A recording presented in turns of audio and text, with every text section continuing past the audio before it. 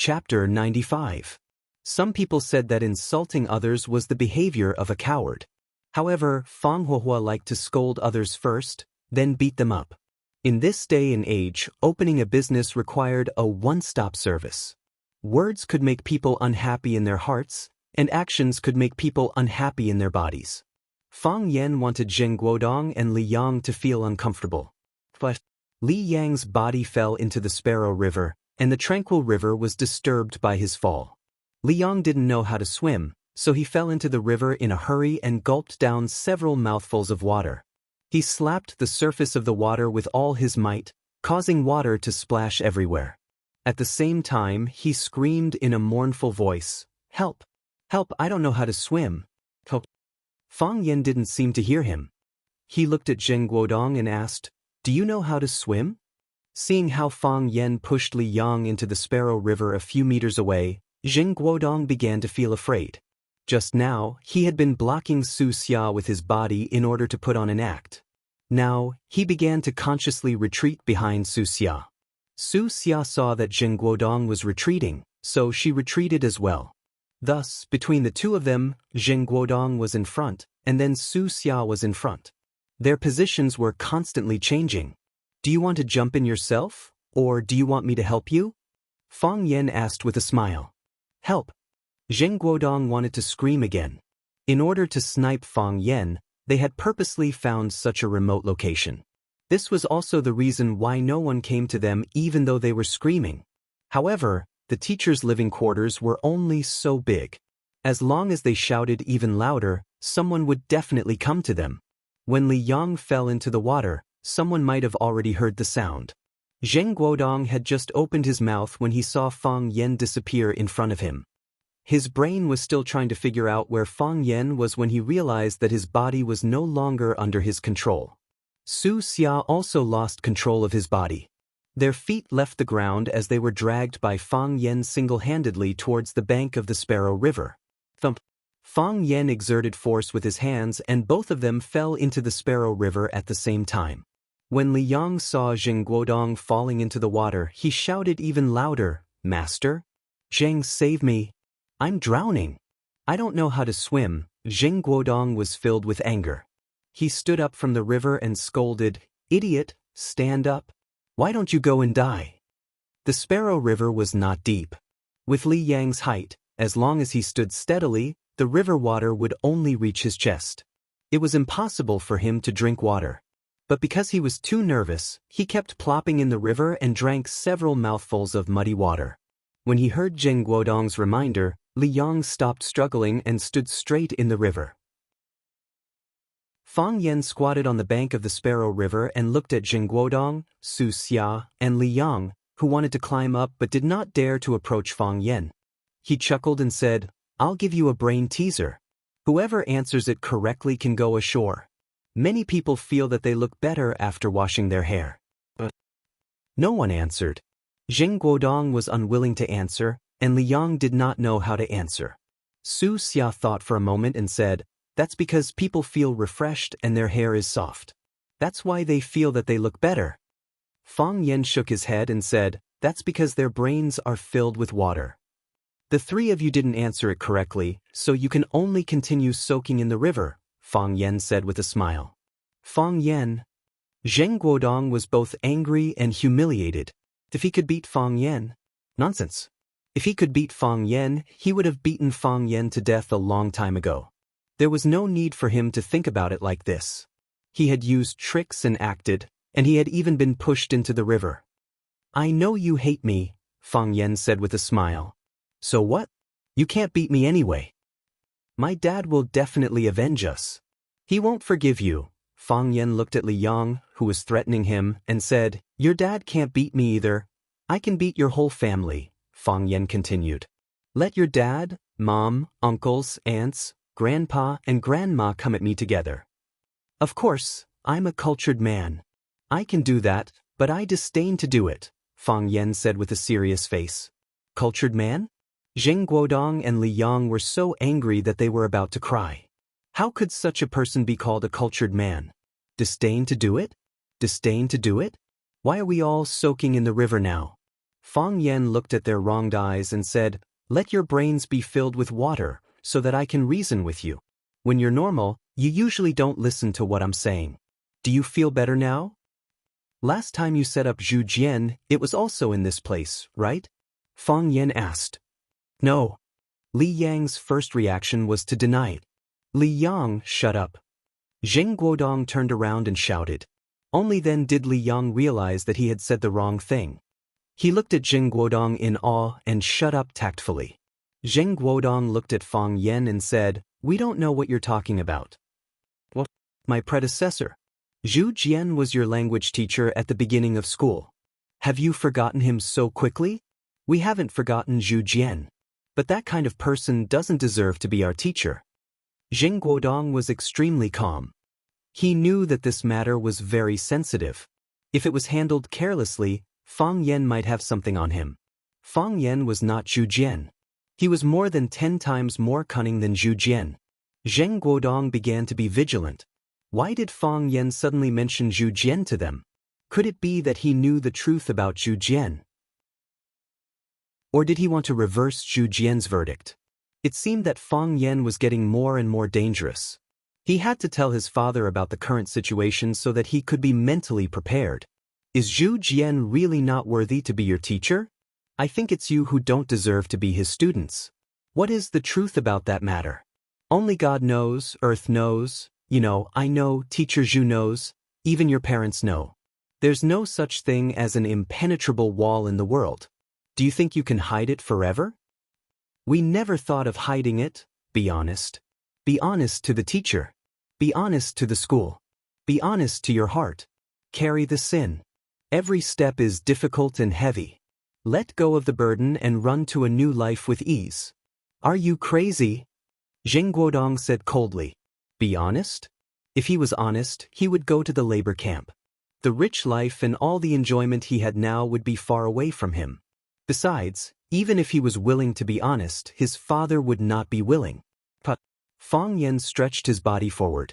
His legs hooked onto an old vine on the shore. His body was perpendicular to the surface of the Sparrow River. He knocked on Zheng Guodong's head and scolded, "Aren't you touched by my advice at all?" Fang Yen used too much force, and Zheng Guodong's head was hit. His body tilted backward and he fell into the river once again.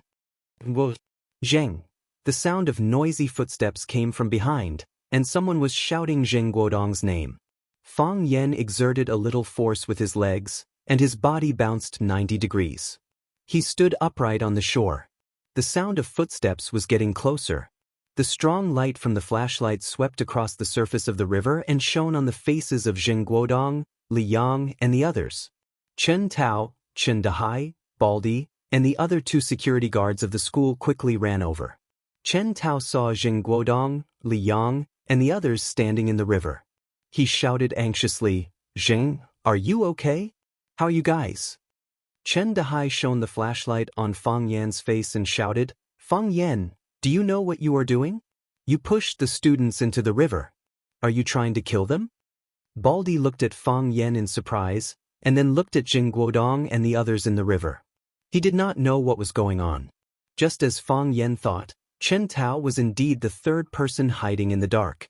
Not only was Chen Tao hiding in the dark, but his father, Chen Dahai, was also next to him. The reason why they were able to set up this big show was that Chen Dahai played a very important role in it. Zheng Guodong, Li Yang, and Chen Tao hated Fang Yan, and Chen Dahai also hated Fang Yan. Ever since Fang Yan's arrival, his life had entered a period of darkness. 2 days ago, the school also cancelled his position as the teacher of Class 9. In addition to being a substitute teacher, he was also the full-time leader of the mathematics group for the first years. Although he didn't think much of the position of Class 9's homeroom teacher in the past, he still didn't feel good seeing Fang Yan forcibly take it away. This time, Zheng Guodong came to the door, and the 2 sides hit it off. So there was this trap that was specially prepared for Fang Yan tonight. Originally, the father and son wanted to use some sound evidence, but they did not expect Fang Yan to react so quickly. This made them useless as the third and fourth person. What was even more unexpected was that Fang Yan acted so quickly. In a few moves, he threw Zheng Guodong, Liang, and Xianxia into the Bird River. They wanted to rescue them, but in half a second, Chen Dahai weighed the difference in strength between the two sides and immediately chose to let Chen Tao rush back to get help. With the people from the security department in Baldi, they would have more witnesses. Moreover, even if they did not succeed in framing them, the presence of the security personnel could also protect their personal safety. Fang Yan's eyes narrowed under the flashlight, and he said coldly, "Teacher Chen, you are now using a weapon to attack my eyes. I am warning you, this kind of action may very well cause a war. I will beat you up." Chen Dahai trembled and quickly moved the flashlight away. Chapter 96. Humans are very complicated animals. Most of the time, their language isn't to explain anything, but to cover up something. It wasn't until Chen Dahai arrived with his people that Fang Yan's hidden motive of talking so much nonsense was achieved. It has to be said that the trap that Jing Guodong, Li Yang, and the girl named Su Xia worked together to design was very lethal to Fang Yan. In such a situation, Fang Yan had the following ways to solve the problem. First, flee the scene immediately. This was the smartest but also the most frustrating way to deal with it. If Fang Yan didn't want to fall into the trap, all their efforts would be in vain. However, being tricked by a few students and fleeing in panic, it would be a loss of face. How could the arrogant Fang Yan be convinced? Second, beat up Jing Guodong and Liang, and then report to the school that they tried to molest the girl, Su Xia. If Su Xia was really molested by them, what were the chances of Fang Yan winning by doing this? The problem was that Su Xia was hired by them to frame Fang Yan.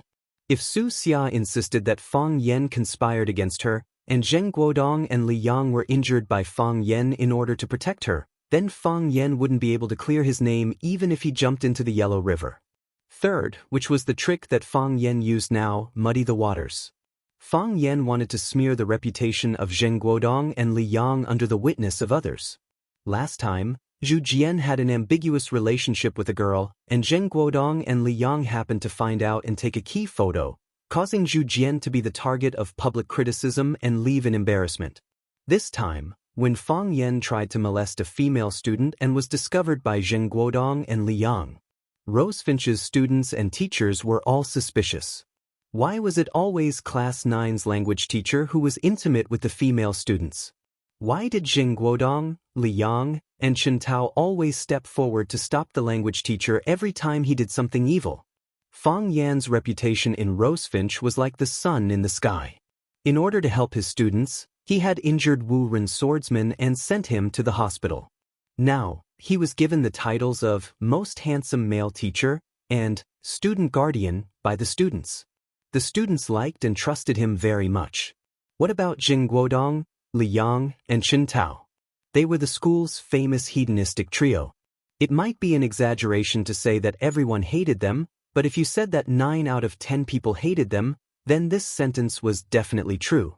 What if this matter was publicized? Who would the teachers and students believe? The answer was self-evident. This was the clash of forces. Fang Yan was powerful and upright. Therefore, Zheng Guodong, Li Yang, and the others were no match for him. Another example was Fang Yan's grandfather, Lu Gong. If Zheng Guodong, Li Yang, and the others slandered him, their parents and family would beat them up. Zheng Guodong, Li Yang, and the others wanted to slander Fang Yan, but they had shot themselves in the foot. With this suspicion, Fang Yan's subsequent actions to save Zhu Jian would be much smoother. They suspected that this was the second time that Fang Yan had been slandered. Then, could there be more to Zhu Jian's case? Why don't you try hitting me? Where is the law? Chen Dahai shouted angrily. As he spoke, he quickly shifted the direction of the torchlight.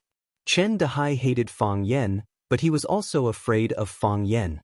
When the 9th class was in charge of receiving the Wu Ren inspection team, he was not present at the competition, even though he was the class teacher. Therefore, he did not get to see Fang Yan's little universe throw Chiba Haomu into the air and beat him up. However, there were many witnesses at the scene, and they described Fang Yan's kung fu as amazing. Chen Dahai had no choice but to believe it. Baldi and 2 of his colleagues from the security office pulled Jing Guodong, Li Yang, and Su Xia out of Sparrow River and asked, "What happened?" Why did you fall into the river? It was Fang Yan. Zheng Guodong pointed at Fang Yan and cursed. He was the one who threw us into the Sparrow River. Yes, it was him. He even hit us. Li Yang echoed. Su Xia covered her face and sobbed. She said in a choked voice, Fang Yan is a beast. He's worse than a beast. Baldy was shocked. He looked at Su Xia and asked, Student, what do you mean by that? Fang Yan molested my girlfriend, Li Yang said angrily. If we didn't get there in time, my girlfriend would have. Baldy looked at Fang Yan and blurted out, That's impossible, right? Fang Yan chuckled and said, I don't think it's possible either. Chen Dehai was infuriated by Baldy. He reprimanded, Baldy, explain yourself? How do you know it's impossible? How do you know Fang Yan wouldn't do something like that? As the school's security officer, shouldn't you investigate when a student is in trouble? How can you make a judgment based on your own subjective knowledge? Baldy smiled awkwardly and said, Team Leader Chen, don't be angry. We'll get to the bottom of this. Baldy looked at Su Xia and asked, Student, you said that teacher Fang Yan. What? Do you have any evidence? Su Xia looked at Chen Tao. Chen Tao stood behind Chen Dehai and shook his head at her. No. Do you have any? Baldy turned to look at Zheng Guodong and Li Yang. Do we even need evidence? Zheng Guodong was infuriated by this little security guard. We are the evidence. Li Yang and I saw it with our own eyes. Su Xia is the victim, so aren't her words the evidence? Why don't you say that you guys work together to harm me? Fang Yan said with a smile. You guys chased teacher Zhu Jian away, and now you want to use the same method to chase me away. You're really ruthless. Baldy and the others looked at each other and remembered that this wasn't the first time Zheng Guodong and the others had done something like this. Didn't they use this method to chase away a language teacher a while ago? Baldy looked at Zheng Guodong and the others suspiciously and said, This is a serious matter. Let's leave it to the school leaders to handle. Zheng Guodong looked at Chen Dehai with a questioning gaze. Chen Dehai shook his head and said, It's already so late. It's better not to alert the school leaders. I suggest the security department do the first step of the investigation and report to the school leaders after the results are out. As long as this matter was under the control of the security department, Chen Dehai and the others would have the initiative. After all, the head of the security department, Zhao Dezhu, was one of them. Besides, Chen Dehai had already noticed that the situation wasn't good for them. Now they didn't have any evidence to convict Fang Yan. Zheng Guodong and Li Yang's reputation was too bad. Even Su Xia's reputation in the school wasn't good. Everyone said they were right, and everyone said they were right. The final result might be that no one could do anything to the other. The most important thing was that if this matter was spread out, perhaps Zheng Guodong and Li Yang would be at a disadvantage.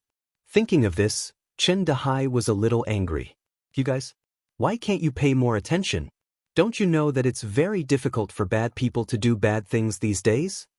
Okay, then I'll call Chief Zhao and report it, Baldy said. Such a big matter, he couldn't bear it as a small security guard. He had to let the head of the security department come forward to solve it. Fang Yan patted Baldy's shoulder and said, Investigate it as soon as possible and give me justice. Sure. Baldy nodded. Baldy. Chen Dehai roared angrily. We will definitely deal with it impartially. Deal with it impartially. Baldy quickly changed his words. Things went as Fang Yan expected. Because Zheng Guodong, Li Yang, and the victim, Su Xia couldn't produce any evidence, this matter could only be left unsettled. Because of the school's security department's intervention, the rumor that Fang Yan attempted to molest Su Xia spread in Rosefinch Secondary. What? Mr. Fang Yan molested Su Xia? God, that's impossible, right? It's Su Xia's own imagination, right? Why didn't she take a look at herself? Su Xia's reputation is so bad, and she's not good-looking. How could Mr. Fang Yan like her? Su Xia is not as good-looking as me. Su Xia was originally a celebrity in the school. She was beautiful, wore heavy makeup, and walked the sexy route. She was the big sister of a group of female delinquents. She changed boyfriends faster than she changed her clothes. Later, when she got together with Li Yang, She temporarily stabilized. Because of Fang Yan's molestation, her reputation was suddenly pushed to the peak. Moreover, someone had given this incident a name, Fantasy Gate. It meant that this was completely a fantasy of Su Xia, a love-struck girl. It was to attract Fang Yan's attention. Zheng Guodong and Li Yang's reputation was too bad, and they were too vicious, so no one was willing to talk about them. On the contrary, the two of them weren't affected too much. This was a physical education class. Su Xia was surrounded by a group of her best friends as she walked towards the stadium. Su Xia. A clear voice called out. Su Xia turned around and saw an outrageously beautiful girl sitting on the steps of the basketball court. The girl was wearing a rosefinch uniform, and her long hair was draped over her shoulders. One of her ears was plugged with headphones, and the other was held in her hand so that she could talk to others. She didn't have any makeup on her face, and she didn't have any accessories on her body. However, it was this aura that was naturally revealed that made people feel as if they had forgotten about the mundane world at the sight of it. Qin Yitian. The famous Qin Yitian in the school. It was as if someone had cast a spell on her. Su Xia stopped in her tracks, and so did the rest of her friends. Everyone's breathing slowed down, and they stared unblinkingly at the girl in the uniform on the steps. "Come here!" Qin Yitian shouted. Su Xia glanced at her friends, and took the initiative to walk towards where Qin Yitian was sitting. She smiled and said, "Senior Yitian, are you looking for me?" Slap. Qin Yitian slapped Su Xia's face. Chapter 97. The slap was sudden and inexplicable. Su Xia was completely dumbfounded. She didn't understand how she had suffered such an undeserved disaster. All along, she had kept a considerable distance from the rosefinch goddess, Qin Yitian. Qin Yitian was very famous, but she rarely appeared in public, let alone participated in any club activities at school. Su Xia's fame wasn't as good as Qin Yitian's, but she appeared more frequently in school, and most students knew her. Some of Su Xia's best friends thought that she should be the real rosefinch goddess. Su Xia also thought so. A beautiful woman could always pick out some flaws from the faces of equally beautiful women. Was it because she had such thoughts that Qin Yitian asked her to slap her? However, she had never revealed it to others. How did she know? Su Xia's skin was white and tender. After being slapped by Qin Yitian, a purplish-red palm print immediately appeared on her cheek. Su Xia opened her mouth and wanted to ask why. "I didn't provoke you. Why did you hit me?" However, when the words came to her mouth, she couldn't say anything. Su Xia's group of best friends saw that Su Xia was being slapped and ran forward to help her. At this time, Qin Yitian raised his head and glanced at them. When they met Qin Yitian's threatening gaze, they immediately stopped. Slap. Qin Yitian's slap landed on Su Xia's left cheek. Slap. This was the third slap. "Get lost!" Qin Yitian shouted. Su Xia stood still and stared at Qin Yitian. She looked like she wanted to pounce on Qin Yitian and fight to the death. After the 3 slaps, Qin Yitian treated Su Xia as if she was invisible. She put the headphones that she had just taken off into her ears and focused on enjoying the moving music and the autumn wind of the sports field. After a long time, Su Xia's eyes turned red, and big tears rolled down her cheeks. He turned around and ran back the way he came. When the group of female delinquents saw Su Xia running away, they looked at each other and hurriedly chased after Su Xia. From the beginning to the end, no one scolded Qin Yitian, and no one dared to step forward to defend him. They saw Qin Yitian, but they could only look at Qin Yitian in this way. They had a feeling that Qin Yitian was from a different world from them. Tangqing walked to Qin Yitian's side and sat down. He said with a smile, "How can you be like this? You should at least give me a reason to hit someone, right? If you slap her 3 times, she probably won't even know why she's being hit, right?" Qin Yitian glanced at Tangqing, but he didn't take the earphones off his ears and said, "She will figure it out." He didn't understand now. "You'll understand later." Qin Yitian didn't even have the mood to smile when he heard the rumors about Fang Yan and Su Xia. Framing. What a shameful framing. You don't even want to talk to her? You're really stingy. Her heart is too dirty, Qin Yitian said expressionlessly. Tangqing grinned and said, Zheng Guodong Liyang is really stupid. He thinks he can drive Fang Yan away with such a dirty trick. Does he think Fang Yan is Zhu Jian? 1 Fang Yan is worth 100 Zhu Jian. Qin Yitian turned his head and glanced at Tangqing with dissatisfaction. 1,000. Qin Yitian was still not satisfied. 10,000. Fang Yan is Fang Yan, Qin Yitian said. Fang Yan is Fang Yan. Tangqing's body was lying on the steps, and he imitated Qin Yitian to bask in the sun. Qin Yitian, you look like a crazy fan defending the rights of her idol. Zheng Guodong and Liyang want to drive Fang Yan away. You won't go and slap them, will you? If you really want to do that, you must tell me in advance so I can go and watch. Men should solve their own problems, Qin Yitian said. I think he must be embarrassed to slap a woman, so I did it for him. Tangqing couldn't sit still. He looked at Qin Yitian's almost perfect side face with burning eyes. He looked at the pink and white skin that was slightly transparent under the sun and the fine pink fluff that could only be seen at such a close distance. His heart was beating fast, but he tried to keep his voice steady and said, Qin Yitian, you don't really like Mr. Fang, do you? Qin Yitian's beautiful eyes were full of smiles. She looked at Tangqing and said, You deliberately pointed out his identity as a teacher. Do you want to add some resistance between us? I hope you can be sober. He is a teacher and we are students. It is impossible for a teacher and a student. How do you know it is impossible? Qin Yitian asked. Tangqing really couldn't guarantee this. He knew Qin Yitian. He knew her character. When she decided on something, it was really difficult to change her mind. You see, even you believe that we will be together in the future. Qin Yitian said with a smile. I don't believe it. Tangqing said with a very firm voice. I never believed that you two will be together. I only believe that we two will be together. Only the two of us are the most suitable. Qin Yitian, I like you. Can't you feel it at all? I don't like you. Qin Yitian said indifferently. Fang Yan was in big trouble. When he returned to the office after teaching 2 Chinese classes to the students of Class 9, a folded white paper crane fell from the textbook. He held the paper crane and flew in the air twice before he realized that there was something wrong. Who put the paper crane in his textbook? Why did they put the paper crane in his textbook? He opened the paper crane with doubts and expectations. Sure enough, there was a love letter written to him.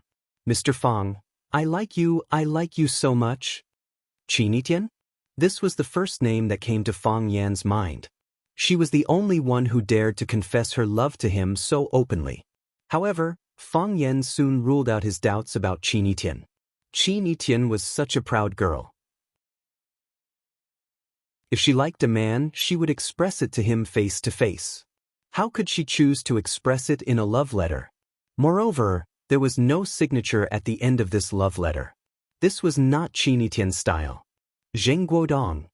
The reason why Fang Yan guessed that it was Zheng Guodong's doing was that he was worried that Zheng Guodong would use other ways to frame him after his plan failed that night. As for the 3 problematic students in his class, Fang Yan never dared to take them lightly.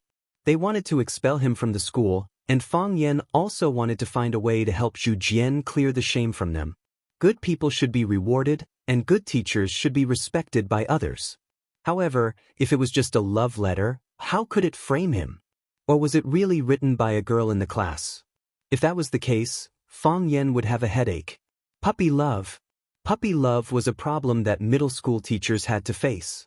What was more annoying was that this puppy love did not happen between students, but the students directly wrote a letter to the teacher to confess their love. Fang Yan had only had one failed love experience in his more than 20 years of life, so he was still very shy and unfamiliar with this magical thing called love. However, he knew that if he did not handle it carefully, he might hurt both himself and others. This matter could not be made public, so he could only find the writer quietly and solve the problem without hurting her self-esteem. Just when Fang Yan was in a daze, Teacher Kai in the office greeted Fang Yan while cleaning the table and said, Mr. Fang, it's time to get off work. Why don't you go back to eat? Ever since the Wu Ren inspection team arrived, ever since Fang Yan became famous after the battle, and ever since he was promoted from an ordinary language teacher to the prestigious position of Class 9's homeroom teacher, he realized that his popularity in the office had improved tremendously. The teachers who did not like him before would take the initiative to say good morning to him when he went to work in the morning, and the teachers who were usually indifferent to him would also say hello to him when they came home from school. Even during the break, the teachers would generously give a small piece of potato chips or bread to Fang Yen. Fang Huohuo finally felt the warmth of home in Zhuke Middle School. "I'm going back now," said Fang Yen. He put the paper crane in his pocket, then got up and walked out of the office. Just as he walked out of the office, he saw Baldy running towards him in a hurry. "Baldy, what are you busy with?" asked Fang Yen with a smile. In order for the students to learn "Farewell to Cambridge Again" in Sparrow River, Fang Yen had specially gone to borrow Baldy's black canoe, which the school used for salvage. Through that encounter, Fang Yen had conquered him with his idle handsome appearance and extraordinary poet temperament, and the two of them had maintained a very close friendship. When Baldy saw Fang Yen, he said, "I'm looking for you. Mr. Fang, why is your phone out of battery? I can't get through to you. Someone is looking for you at the school gate." "Looking for me?" asked Fang Yen. "You'll know when you get there," said Baldy. "A woman?" asked Fang Yen. "A man," said Baldy. "A man?" Fang Yen thought about it. "I don't have any male friends in Huaqing. Du Qing wouldn't come to school to look for me, and Jiang Zhulu. If he wanted to see me, he wouldn't have asked Baldy to come over and inform me. He might have been hit on the head with a stick." Fang Yen followed Baldy to the school gate and saw two figures, one tall and one short, waiting outside the security booth. Fang Yen turned and walked away. "I don't know them."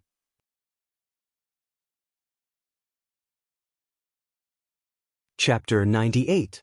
Seeing Fang Yen turn around and leave, the short fatso chased after him and shouted anxiously, "Junior Marshal Uncle, Junior Marshal Uncle? Don't run. I'm Fang Yingying. Look at me carefully. I'm Fang Yingying."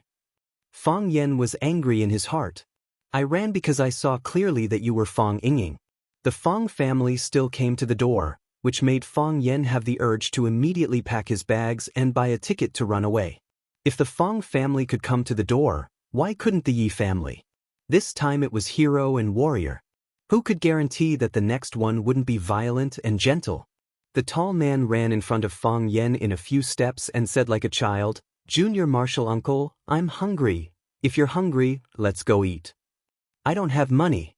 Baldy felt that his IQ was not enough. He looked at the three people entangled together and shouted, "Fang Yen, they really seem to know you. It's your nephew. It can't be wrong. Isn't this nonsense?" Fang Yen thought gloomily. He also knew that since hero and warrior had come to the door, it was impossible for him to escape. This was the school gate. It was not a good idea to make a ruckus here. Fang Yen stopped and looked at hero and warrior. He said, "Let's go eat." "Thank you, Junior Marshal Uncle," the short and fat Fang Yingying said happily.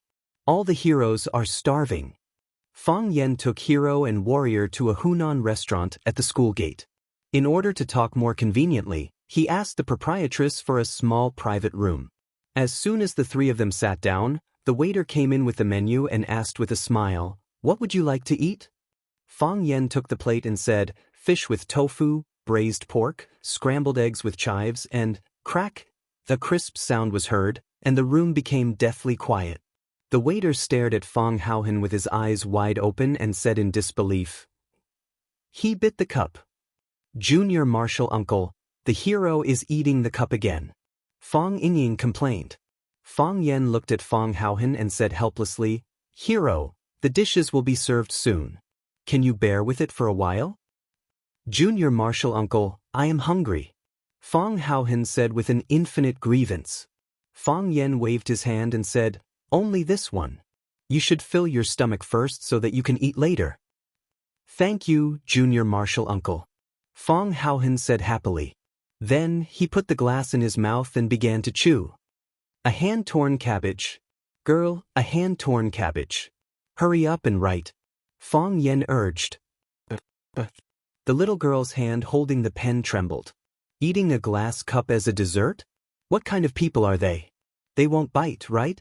The little girl felt that she was in danger and was very scared.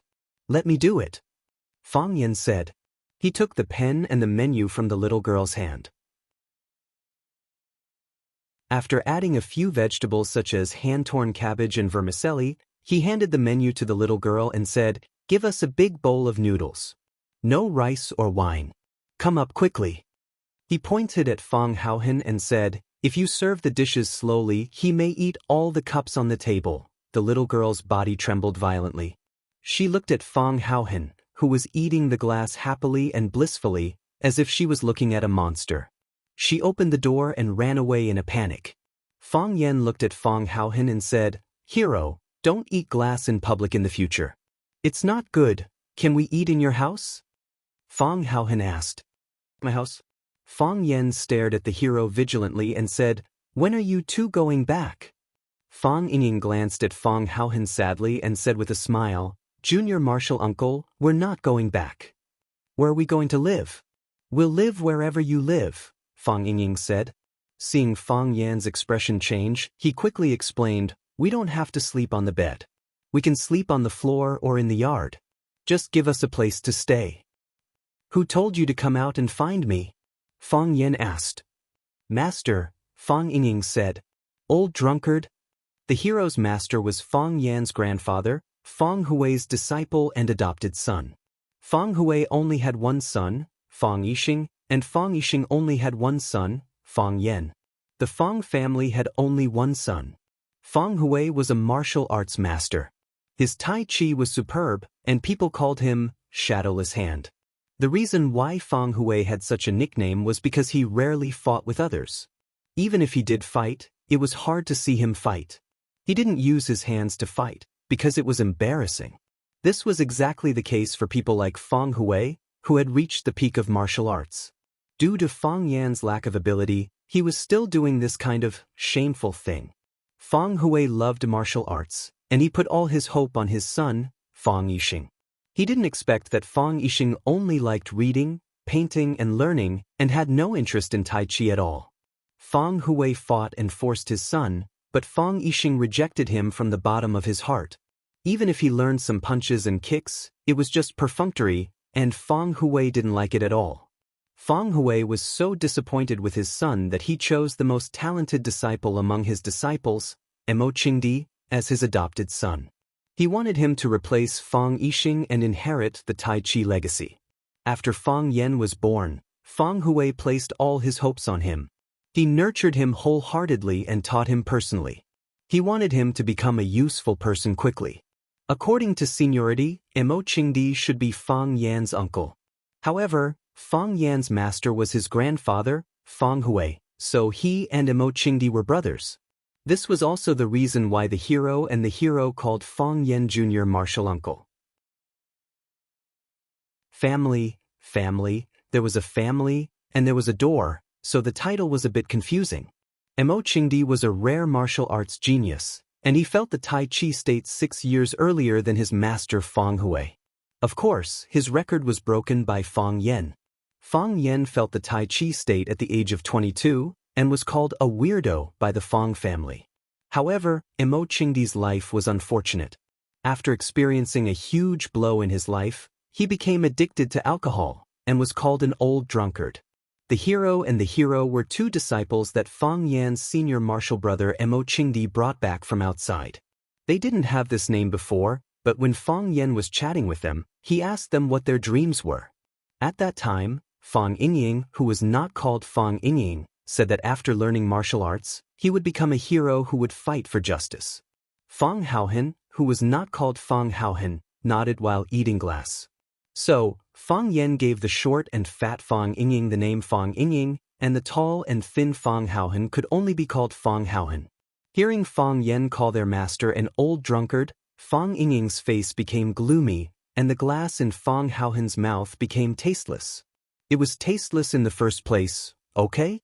Fang Ying looked at Fang Yan and said, "Master said he has nothing to teach us, so he asked us to come to you and follow you to explore the world. We will go wherever Master says you go. Let us protect you." Fang Haohen swallowed the glass and said aloud, But I'm just a language teacher, where can I go? Do I need your protection? Fang Yan said angrily. Seeing that Fang Yan was angry, the hero immediately lowered his head and said nothing. Fang Yan sighed softly and said, "How does your master know I'm in Huaqing?" "Everyone knows." Fang Haohan raised his head and said, "What did you say?"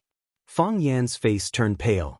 Fang Yingying knew that Fang Haohan didn't know how to speak, so he quickly helped explain and said, "Master said you have nowhere else to go. Huaqing is the safest place. So he asked us to come to Huaqing to find you." "My parents know I'm in Huaqing?" Fang Yan asked. "They should know." Fang Yingying saw that Fang Yan's expression was unfriendly, so he quickly changed his words and said, "Or maybe they don't know." "Do they know or not?" Fang Yan slapped the table. "They know." "Who else knows?"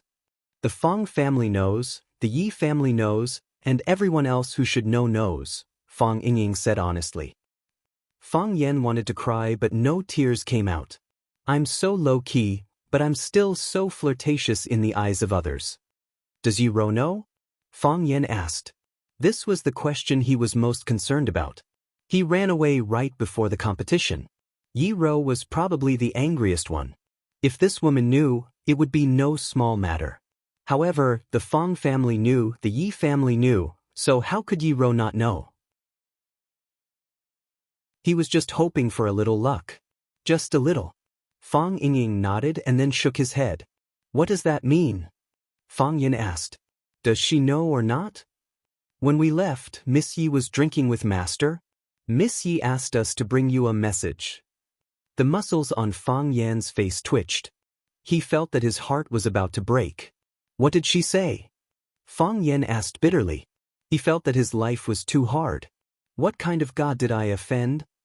"Miss Yi said that she would pretend not to know that you were in Huaqing." Fang Yan breathed a sigh of relief and said with a smile, "That means she won't pursue this matter anymore," Miss Yi also said. Fang Yan wanted to beat Fang Yingying to death. "Would it kill you to say everything at once?" Because of Fang Yingying's big turn, Fang Yan's heart was hung up high again. "You must wash your face every day."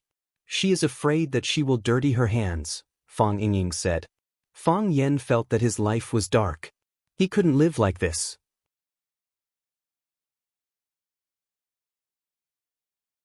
Chapter 99. If someone told Fang Yan to wash his face every day because he wanted to slap Fang Yan's face, Fang Yan would have already rushed up to fight with him. If this person was Yi Wenro, Fang Yan had also rushed up to fight with her, but he didn't win. For Teacher Hua, if one day he could beat Yi Wenro, he would definitely rush over and kiss her fiercely. He didn't hit her, he wanted to humiliate her. Sometimes, a mouth can hurt others more than a fist.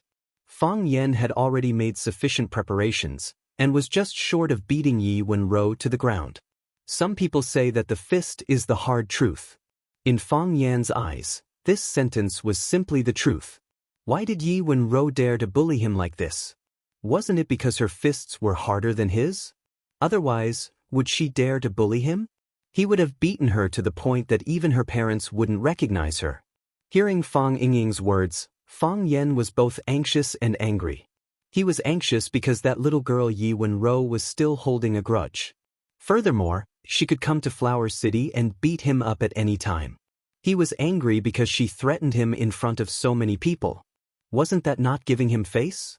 Fang Yan slammed his palm on the table and shouted, "How dare the Yi family come to our Fang family's territory and behave atrociously, and even say that they want to injure our Fang family's disciple? My personal honor is nothing, but where is the reputation of our Fang family? Where is our dignity? This is too much. This is too much." Fang Yan looked at Fang Yingying and asked, "Your master was there?" Fang Yingying nodded. "He didn't say anything?" "Yes." Fang Yingying took away the cup in front of Fang Haohan, worried that he wouldn't be able to control himself and swallow the new cup. "What did he say?" Fang Yan asked. "Master said." Fang Yingying looked at Fang Yan's expression and said carefully, "That's how it should be done." Fang Yan almost spat out a mouthful of blood. That old drunkard? Was he still a member of the Fang family? Is he still my grandpa's disciple and my senior brother? How could he speak up for a woman at this time? Almost no one in the Fang family liked Yi Rou. This was because she had mercilessly beaten up Fang Yen time and time again until his skin was torn, his teeth were broken, and his legs were broken. She had really caused the Fang family to lose face. How could the Fang family like their nemesis? The reason why she said it was almost, rather than absolutely, was because there was another person in the Fang family who liked and admired her. That person was Fang Yan's eldest senior brother, the old drunkard. He didn't know which side of Yi Rou caught the old drunkard's eye, but he said that this girl was straightforward, generous, and had a bright future. Moreover, Yi Rou also had a hobby that matched the temper of an old drunkard. Yi Rou was fond of drinking, and it was not difficult for her to drink 2 or 3 kilograms of high liquor. Even the old drunkard could only surrender when he competed with her in drinking. Yi Rou and the old drunkard were bosom friends in the past, so the old drunkard treated Yi Rou much better than he treated his junior brother. Fang Yen pointed at Fang Yingying and Fang Haohen and said, "Go back. You two go back quickly. Your master treated me like this, and he still has the face to send you to my side to eat? Get out of here." "Junior martial uncle, master asked us to protect you," Fang Haohen said with a simple and honest face. Fang Yingying patted Fang Haohen's arm, motioning him not to speak casually. He looked at Fang Yen with an obsequious smile and said, "Haohen and I are of course on the side of junior martial uncle. The Yi Rou, Miss, she has nothing to do with us. Am I right? Ever since we were young, the person that Hero and I admired the most was junior martial uncle. Our ultimate dream is to follow little martial uncle to brave the world, do chivalrous deeds, and become true heroes." Fang Yingying originally wanted to call Yi Rou by her name, but thinking of this woman's usual arrogant and domineering style, he quickly added the respectful title of Miss. Fang Haohen nodded and said, "That's right." Fang Yen sighed softly, knowing that since these two burdens had come, it would not be so easy to drive them away. He looked at Fang Yingying and asked, "Do my parents know that you came here?" "Both master and madam know." "What did they say?" "They didn't say anything." "Then they pretended not to know." Fang Yen said, "My father. He wasn't angry, right?" Fang Yingying thought for a moment, shook his head and said, "I don't know. But on the day young master ran away, master smashed his study." Fang Yen wanted to hit someone. He wanted to give Fang Yingxiong, who looked like a bad guy, a good thrashing. How could you tease other people's feelings like this? The old man smashed his most precious study, which he usually didn't let people enter. Don't you know whether he was angry or not? Fang Yen felt that he was very weak and helpless now. Fang Yingying noticed Fang Yan's murderous eyes, shook his big head and said seriously, "I really don't know. How can we, as his disciples, guess what's on master's mind?" "Fang Yingying, if you make me angry again, get out of here." Fang Yen scolded. "Even if you don't make me angry, get out after this meal. I won't take you in. I can't protect myself now. I'm ready to run away at any time." "Then we'll accompany junior martial uncle to run away," Fang Yingying said with loyalty. "Many people can take care of each other." "Yes, that's right." Fang Haohen nodded and said. The door of the private room was opened, and a waiter came in with a big porcelain bowl. It was fish with tofu with a lot of chili. Fang Yen rinsed the chopsticks with tea and said, "Eat, eat. You two get out of here after the meal." The actions of the two heroes did not look heroic at all. The two of them tore the chopsticks out of the disposable bag. Ignoring the fiery red chili on the chopsticks and the sizzling hot oil, they scooped up the fish and fed it to their mouths. It was so hot that they couldn't bear to spit it out even if they screamed. Fang Yen glanced at them with a noble and cold look and said, "I often eat this dish." After saying that, he felt very sour in his heart. If they were at home, there would be all kinds of delicacies. What kind of delicacies couldn't they eat? When the waiter closed the door and left, he was still looking at the faces of the three people in the room curiously, not knowing what he was looking for. When the second dish was served, the waiter became a tall and strong middle-aged uncle with an oily face. The middle-aged uncle put the plate of shredded cabbage on the table and said with a smile, "Three little brothers, I'm sorry to bother you." Fang Yen looked at the middle-aged man and asked, What's the matter? Well, it's like this. I heard from our little sister here that there's a little brother who can eat raw glass. Is there anyone who can cook and eat glass? Fang Yan asked. He was in a bad mood originally, and the waitress told everyone what happened in their private room, which made him even more unhappy. Therefore, his tone when talking to the middle-aged man was not very friendly. Little brother is really humorous. Really humorous. The middle-aged man was a little embarrassed. However, he seemed to have a very strong ability to resist attacks. He still didn't give up his goal. He looked at Fang Yan and said, "It's like this." When the little sister said that someone can eat glass, many guests outside heard it. A table of guests wanted to invite this little brother who can eat glass to go out and perform for everyone. Fang Yan's face became more gloomy. He pointed to the door and said, "Go out." The middle-aged man still wanted to persuade him and said, "Little brother, you can think about it. If it's true, they are willing to pay for your expenses today. Everyone is just looking for fun, right?" Fang Yan was amused by the middle-aged man and said, "Are you the owner of this restaurant?" "My surname is Su. Su Bin." The middle-aged man smiled and reached out his big hand to Fang Yan and said, "Thank you, little brother, for coming to my small restaurant." Fang Yan didn't shake hands with the fat boss. He pointed to the door and said, "It's enough to confirm that you are the boss. You can go out now. I won't come back to your restaurant in the future. I'm just helping someone to say something. Since you don't want to, then forget it. You guys eat and drink well." The middle-aged man looked unhappy, but he still turned and walked out of the box. Fang Haohan looked at Fang Yan and said, "I'll go and give them one. I'm not full anyway." "That's right. You can also earn money for a meal." Fang Yingying echoed. "But..." Fang Yan slammed his palm on the table. "Do you want to stay?" Fang Yingying and Fang Haohan nodded quickly. They came all the way to find Fang Yan. Didn't they want to follow him to conquer the world? "Then listen to me," Fang Yan said. "Eat." Fang Yingying and Fang Haohan nodded and began to eat again. Clang! The door of the box was kicked open from the outside. Because the quality of the door was not very good, it looked shaky and could fall at any time. They saw the owner of the restaurant, Su Bin, who had just walked out of the box, standing in front of several young people and kept explaining something.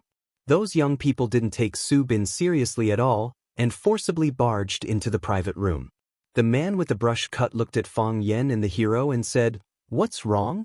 We're asking you to go out and cheer for everyone, but you don't want to give us face? If you don't give us face, we'll also make you lose face." Fang Yan tasted the fresh and tender fish in his mouth and said with a smile, "I'll give you face if you have face. If you don't, why should I give you face? If you want others to give you face, you have to say where your face is first, right?"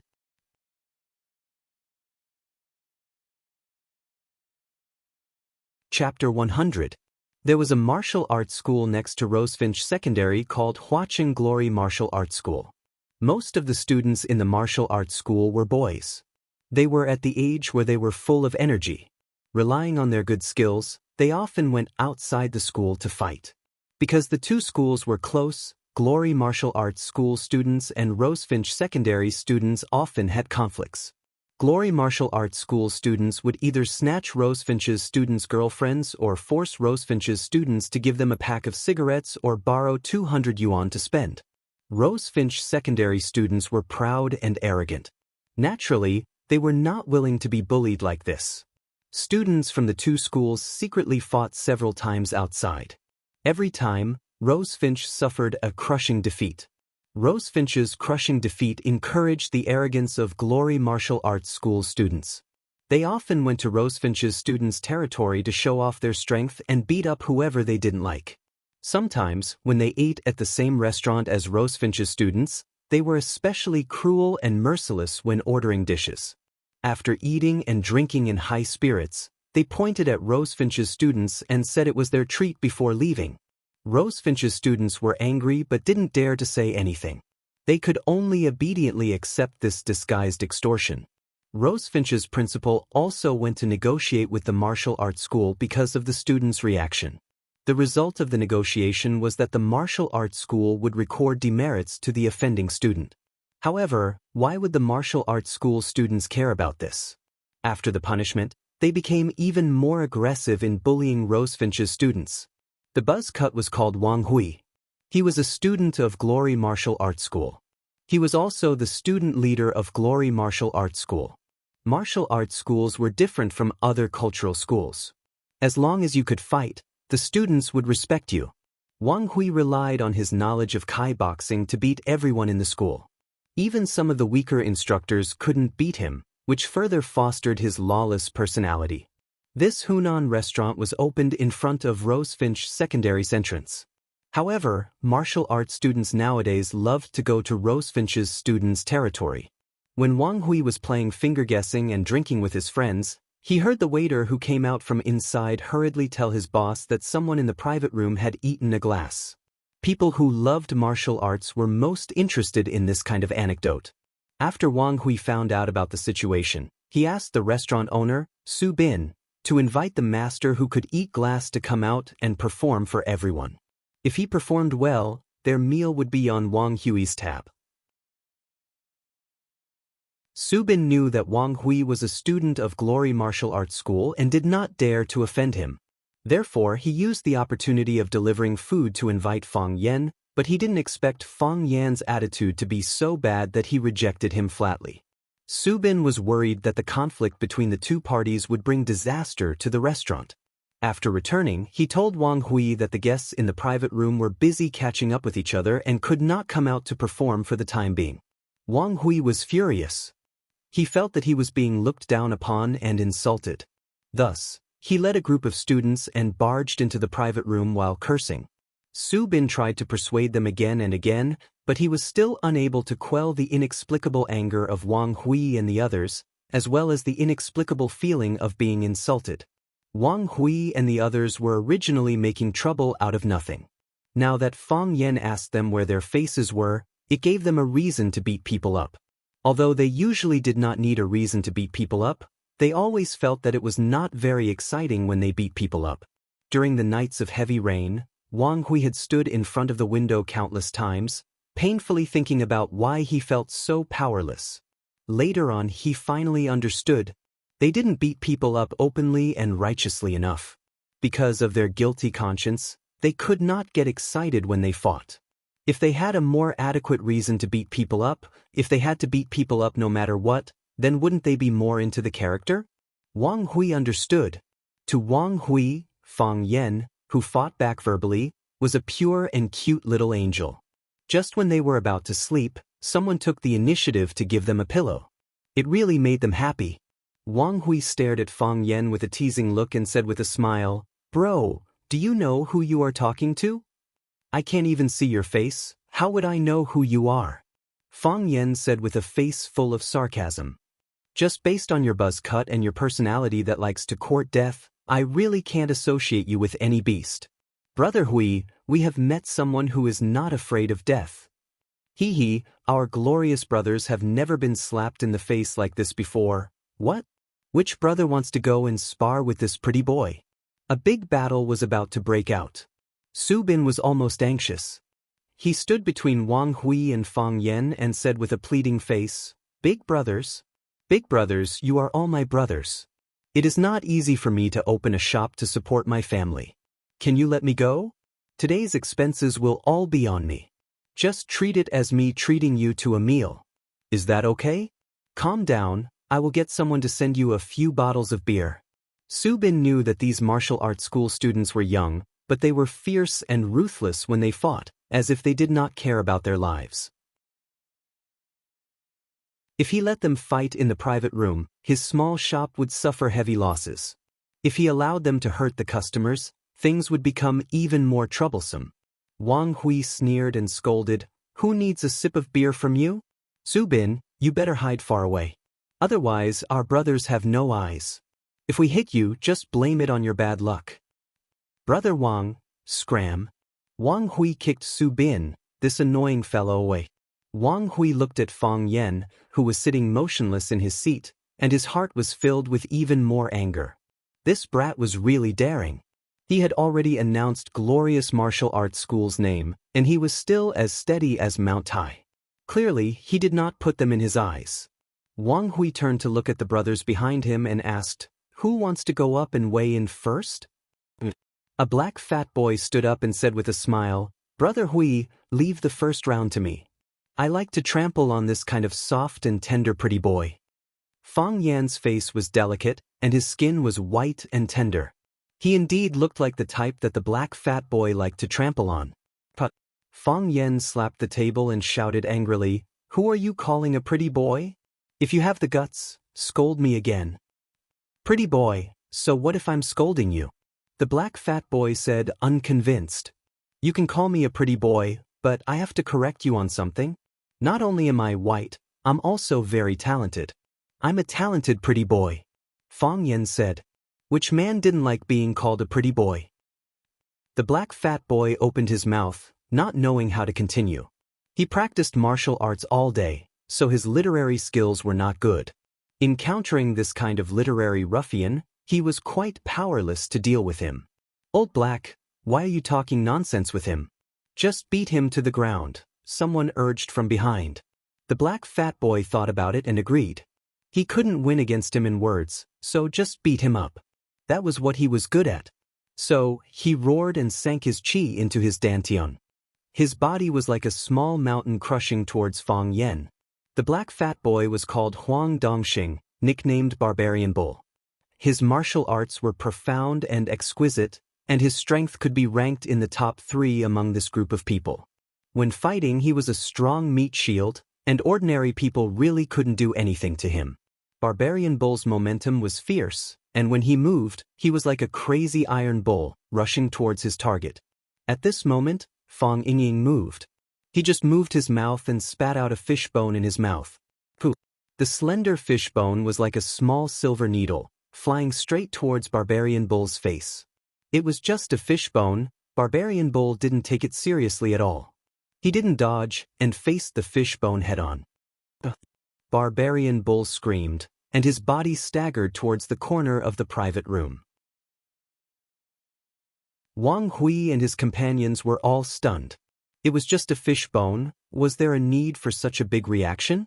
This guy couldn't be so passive. Was he deliberately looking for an excuse to slip away? "Barbarian Bull, aren't you a little too brat?" A boy with a Hunan accent said aloud. "The fight hasn't even started, and you're already playing dead? It hurts." Barbarian Bull raised his head, and a slender blood mark appeared on his face. The fishbone that Fang Yingying spat out had drilled into the flesh of his face and pierced his teeth. Everyone was shocked and looked at Fang Yingying with eyes full of surprise and fear. Wasn't this guy too powerful? Spitting out a fishbone could injure someone like this? Wang Hui was not only good at fighting, but also had a very good eye. He knew that he couldn't do this move. Spitting could hurt people, and if it was just the strength of the mouth, it would cause almost zero damage to a martial artist like Barbarian Bull. However, even Barbarian Bull couldn't withstand it, which proved that this guy used Qigong. Experts who knew Qigong were rare in society. Even if they had a lot of people present, they wouldn't necessarily be able to gain any advantage. Wang Hui's eyes tightly stared at Fang Yingying, and he asked in a deep voice, "Brother, where did you come from?" Fang Yingying laughed and said, "I don't have any background. I just saw that he was a fatso, and I was also a fatso, so the two of us were a pair. I didn't expect him to be so weak. Why don't you try another one for me?" Wang Hui looked at Fang Yingying, and then looked at the brothers behind him with fear and said, "Mountains and rivers will meet again. Today, us brothers admit defeat. Next time we meet, we'll have a good fight with you guys." Brilliant Martial School's name was awe-inspiring, and the school motto was also very down-to-earth. If you can win, then fight. If you can't win, then run. He waved his hand, indicating the brothers behind him to help Barbarian Bull up, and everyone ran. "Wait!" Fang Yan shouted. Wang Hui's heart suddenly jumped, and he said, "Brother, what other advice do you have?" "First, don't call me brother. Second, I don't have any advice." Fang Yan's tone was very unkind as he said, "Don't talk to me about mountains and rivers will meet again. The mountain is so high, and the river is so long, it's really difficult to meet again. Since we met today, let me give you a good beating."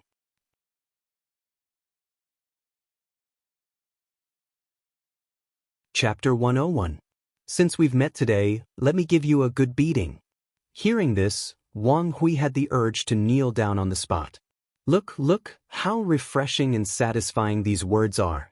Not only does it show that I'm very cultured, but it's also very novel to those who hear it. It had to be said that in this world, there were many things that required talent. For example, acting cool. Wang Hui and his friends usually used the following two ways of acting cool. First, the fiery type. Second, the iceberg type. The so-called fiery type was when they were shirtless or rolled up their sleeves, shouting at others with their faces red and necks flushed, "Try and touch me, believe it or not, I'll cut you up, believe it or not, I'll beat you up until your mother can't recognize you. Brothers, get your weapons." The iceberg type of acting cool was slightly more technical, and it had certain requirements for the individual's appearance. Not everyone could use it. First of all, you couldn't be too ugly, and your body couldn't be too fat. If you were a fat man with a wretched face, even if you pretended to be cold, ruthless, and cruel, as if you would kill a pig for fun when you had nothing to do, people might still laugh at you when they saw you. Your plate had to be bright and your bar had to be straight. Tall and straight, incomparably noble and elegant standing there. Don't look directly at the opponent's eyes, it's best to look at the top of his head, and a devilish sneer appearing at the corner of your mouth. Yes, the key was the word devilish. Don't laugh foolishly, and don't laugh randomly. You must show an arrogant attitude that you're a pile of dog shit, and I don't care about you at all. What kind of smile can be called devilish? Who should I ask if you ask me? Look at yourself in the mirror and find the feeling. Also, he mustn't laugh out loud. If you make a sound, your acting cool style will immediately drop by 25%. After the facial movements were adjusted, all that was left was the voice attack. With a calm expression and a cold and arrogant voice, he said, "Brothers, get your weapons and beat him up until his mother can't recognize you." Of course, whether it was the fiery type or the iceberg type, they were different routes to the same goal. In the end, they still had to beat the opponent up. Wang Hui was a fan of the iceberg type. He felt that a reputable person like him should choose this more technically difficult way of showing off in order to show the outside world that he had a strategic plan and that everything was under control. However, after listening to Fang Yan's beating lines, he felt a sense of inferiority.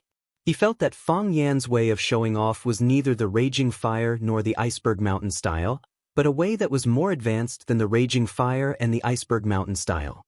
The cultured and elegant style. His eyes were gentle, his face was smiling, and he spoke nicely when he said that he wanted to beat you up.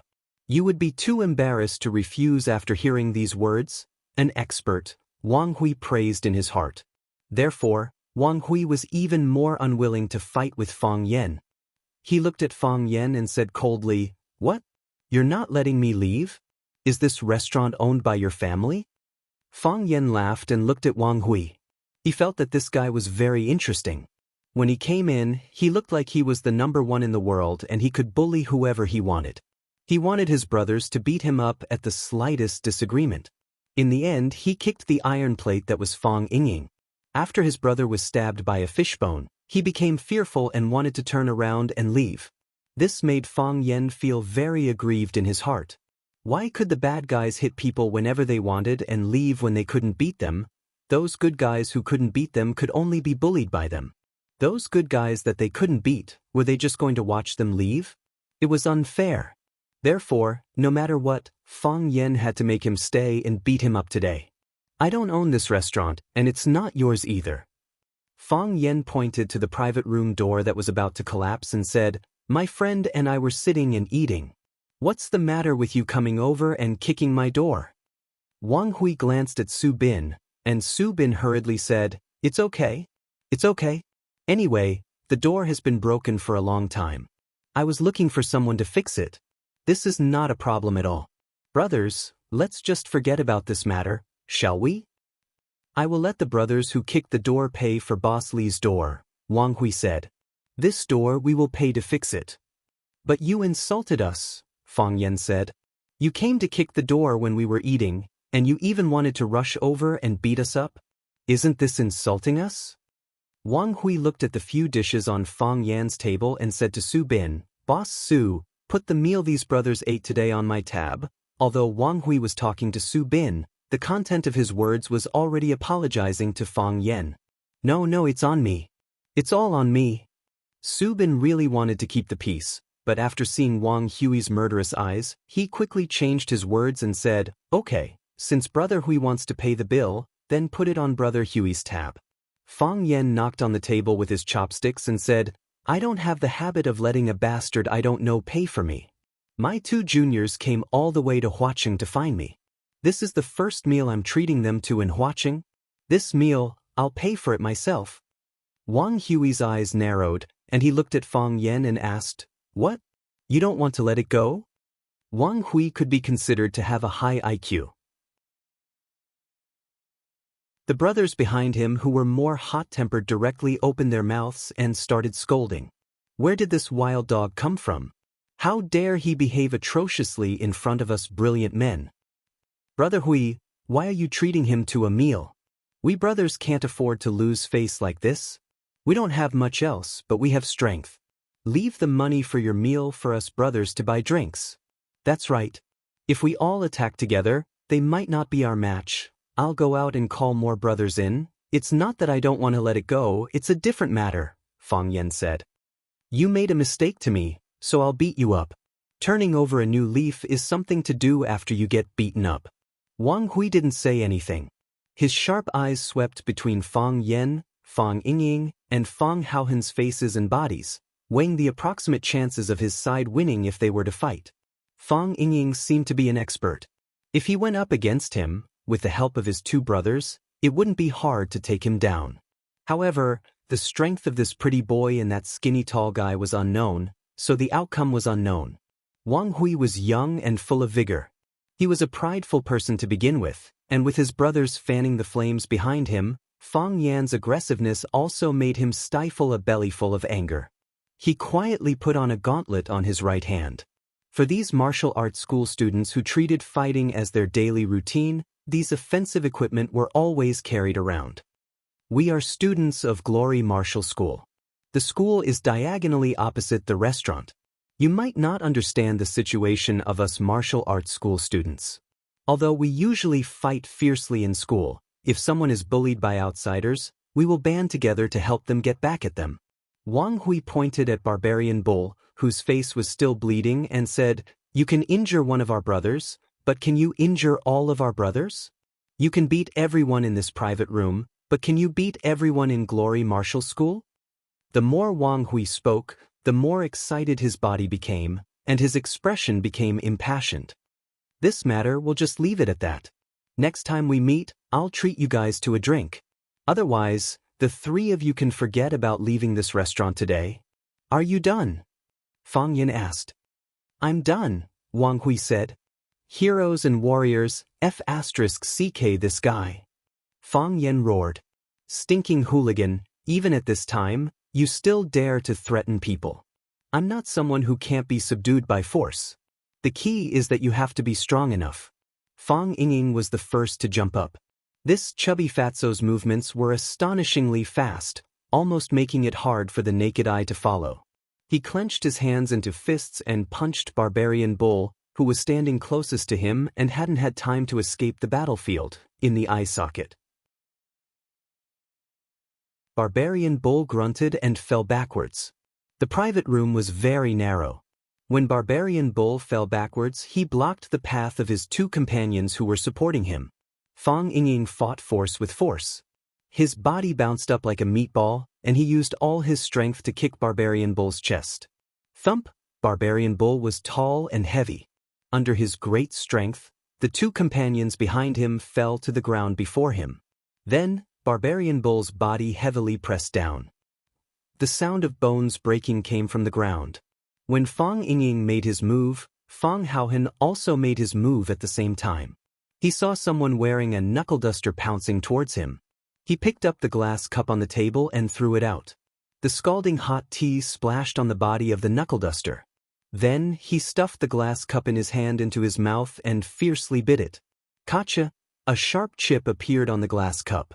The bit that was bitten off was chewed and swallowed into his stomach. The remaining half of the glass cup became a sharp weapon. Fang Haohen held the sharp weapon in his hand and fiercely rushed towards the knuckle duster. Clang! The glass cup just happened to block the knuckle duster's attack. Fang Haohen kicked out. At this time, the advantage of a kick was revealed. Before the knuckle duster could lift his leg, Fang Haohen's big foot had already stamped on his stomach. Bang! A muffled groan was heard. The knuckle duster's body was sent flying. Fang Ying and Fang Haohen were like tigers entering a flock of sheep, rampaging around. Every punch landed on flesh. Every time they made a move, there would be a mournful scream. Moreover, their movements were abnormally nimble. Those students from Glory Martial School had no way of touching their bodies. When the two of them stopped, there was only one student from Glory Martial School left standing in the private room.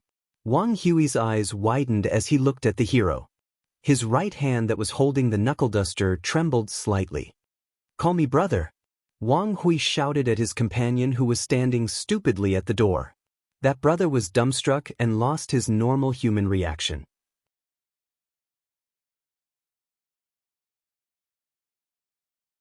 Chapter 102.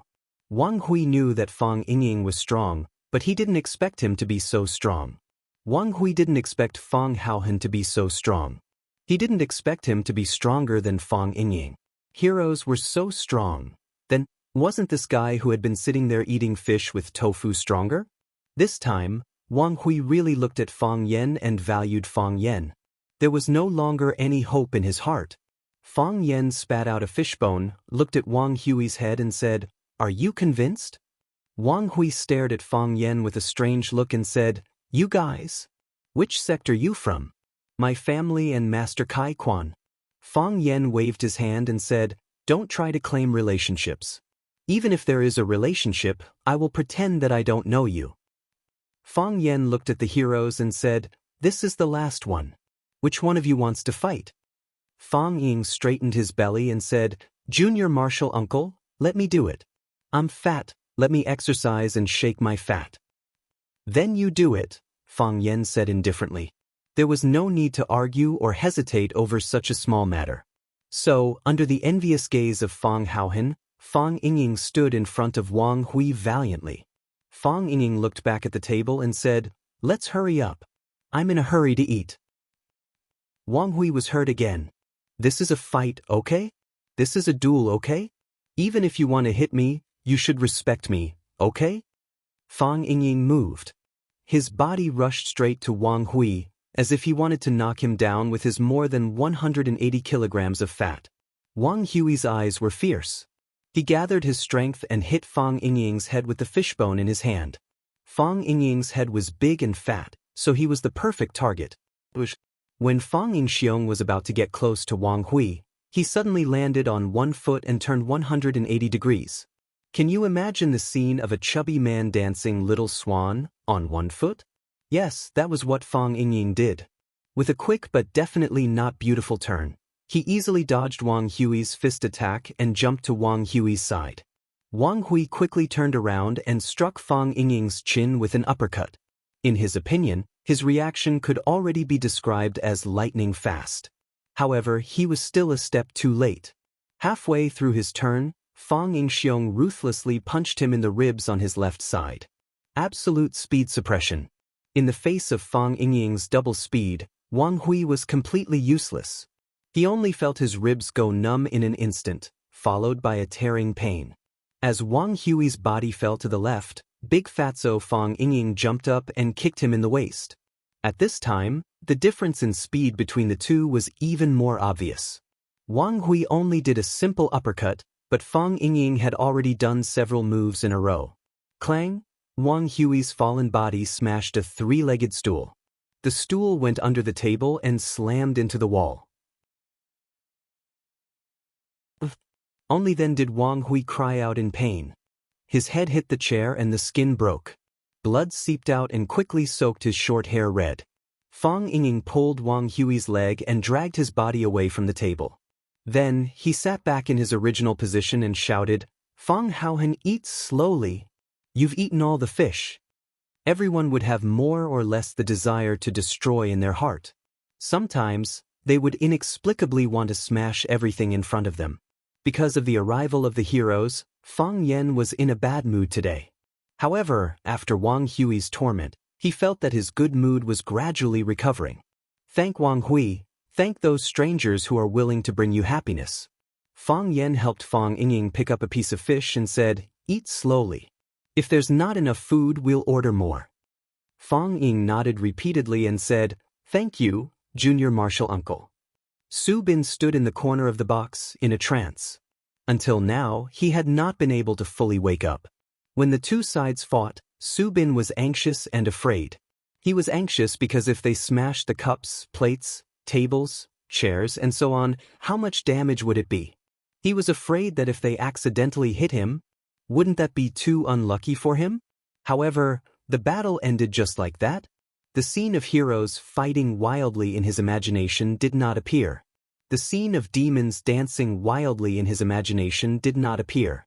The scene of you throwing plates and I holding chairs and you chasing each other, you calling me son and I calling you great-grandson also did not appear in his imagination.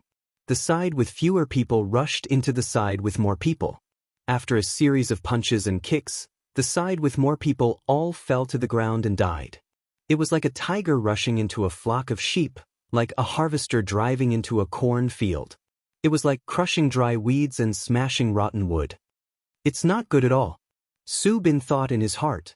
Su Bin looked at the students who were lying on the ground and howling. After hesitating for a while, he still braced himself and walked in front of Fang Yen. He said, "Sorry to disturb you. Big brother, these people have also been beaten up. Should we send them to the hospital? It would not be good if their vital organs were hurt." Fang Yen raised his head and glanced at Su Bin. He said, "It makes sense. Give me another bowl of fish with tofu." Fish with tofu? Yes. Give me another bowl of fish with tofu, Fang Yen said with certainty. Su Bin nodded and said, "I'll add it now. I'll add it now." He carefully passed through the many bodies on the floor of the private room, trying his best not to step on these martial arts school students. Don't look at them lying on the ground now. Usually, they were the ones who made others lie on the ground. Su Bin came in again. He looked at Fang Yen with an apologetic smile and said, "Big brother, the fish with tofu has been added. What do you think of these students?" "They are hostages," Fang Yen said. "What did you say?" Su Bin jumped in fright. Not only did these three guys beat people, but they also wanted to kidnap them? But how could there be a reason to kidnap a group of people? Even if they were kidnapped, there was no way to take them away, right? You heard it just now. They went to get reinforcements, Fang Yen said. That's right. Su Bin was anxious. "Brother, I say you guys should hurry up and leave. The students of glory are very fierce.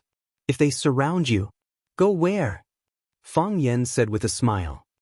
"I work here at Rosefinch Secondary. Where can I go?" "You are a student of Rosefinch. You don't look like a teacher?" Su Bin asked doubtfully. There was one more sentence that he didn't dare to say. Fang Yen didn't look like a teacher either. He looked too young. "I'm a teacher. A language teacher," Fang Yen said with a smile. "I'm Fang Yen. I'm very famous in the school. You'll know once you ask around." "I'll ask around later," Su Bin said fawningly. "But I don't like you," Fang Yen said. "You just invited my friend out to perform." Fang Yen pointed at Fang Haohen and said, "He can indeed eat glass. But do you think his kung fu is used for performance?" Su Bin shook his head quickly. Fang Yen glanced at Wang Hui, who was lying on the ground, and said, "Didn't you want to see a performance? Are you satisfied with this performance?" Wang Hui's eyes were fierce, but he didn't dare to fight back on the spot. He knew that he was screwed today. His kung fu wasn't on the same level as these three people. This is martial arts. Fang Yen suddenly raised his voice. Fang Ying and Fang Haohen, who were burying their heads in food, were shocked. The students of glory who were lying on the ground moaning or pretending to moan also trembled. "Is martial arts for you to drink and liven things up?" Everyone was silent. Fang Yen pushed his chair away and stood up. He walked in front of Wang Hui, looked at him and said, "Bullying businessmen, extorting students, doing these dirty things all day. Is this the ultimate purpose of your kung fu?" Do you have the pride and dignity of a martial artist? Do you have the martial art moral training and a little bit of shame? When your body is strong, your brain is atrophied. Don't you need face? Do you believe that I won't cripple your kung fu? Wang Hui and the others looked at Fang Yan in shock. This guy could cripple people's kung fu?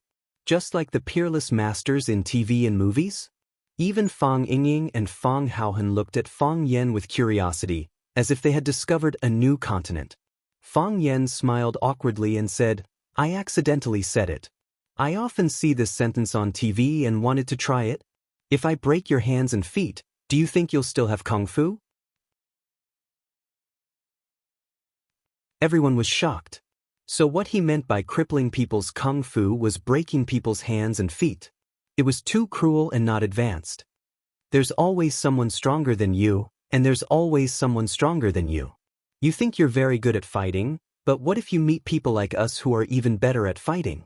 You beat people down and we beat you down. Don't you feel humiliated? Don't you feel uncomfortable? I don't care if you feel humiliated or not. Anyway, I can't feel it, Fang Yan said. I've never been defeated by anyone before. Fang Yingying and Fang Haohan spat out the fish in their mouths at the same time.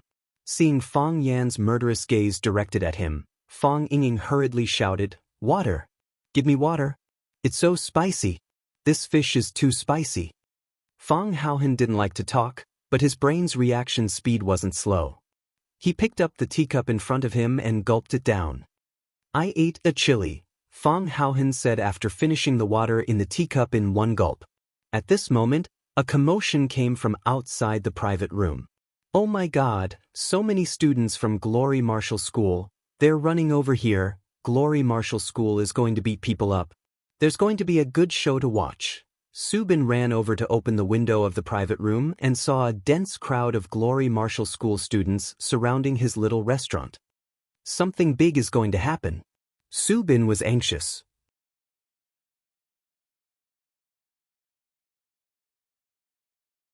Chapter 103. Something big was about to happen. Just as Wang Hui had said, the students of the martial arts school were very united. It was the peak time for meals, and most of the students gathered at the school cafeteria or the restaurant at the entrance. Hearing that a classmate from their school had been beaten up in a restaurant, countless Glory Martial Arts school students swarmed over from all directions. Chu Xiangqing. This little restaurant, which was originally unknown, had suddenly become the focus of tonight's Tianfu Road. Who hadn't put brotherhood first? Who hadn't been hot-blooded in their youth? More and more Glory Martial Arts school students gathered at the entrance of Chu Xiangqing's restaurant, attracting even more onlookers. Glory Martial Arts School's disciplinary team and Rosefinch Secondary Security Team were all alarmed.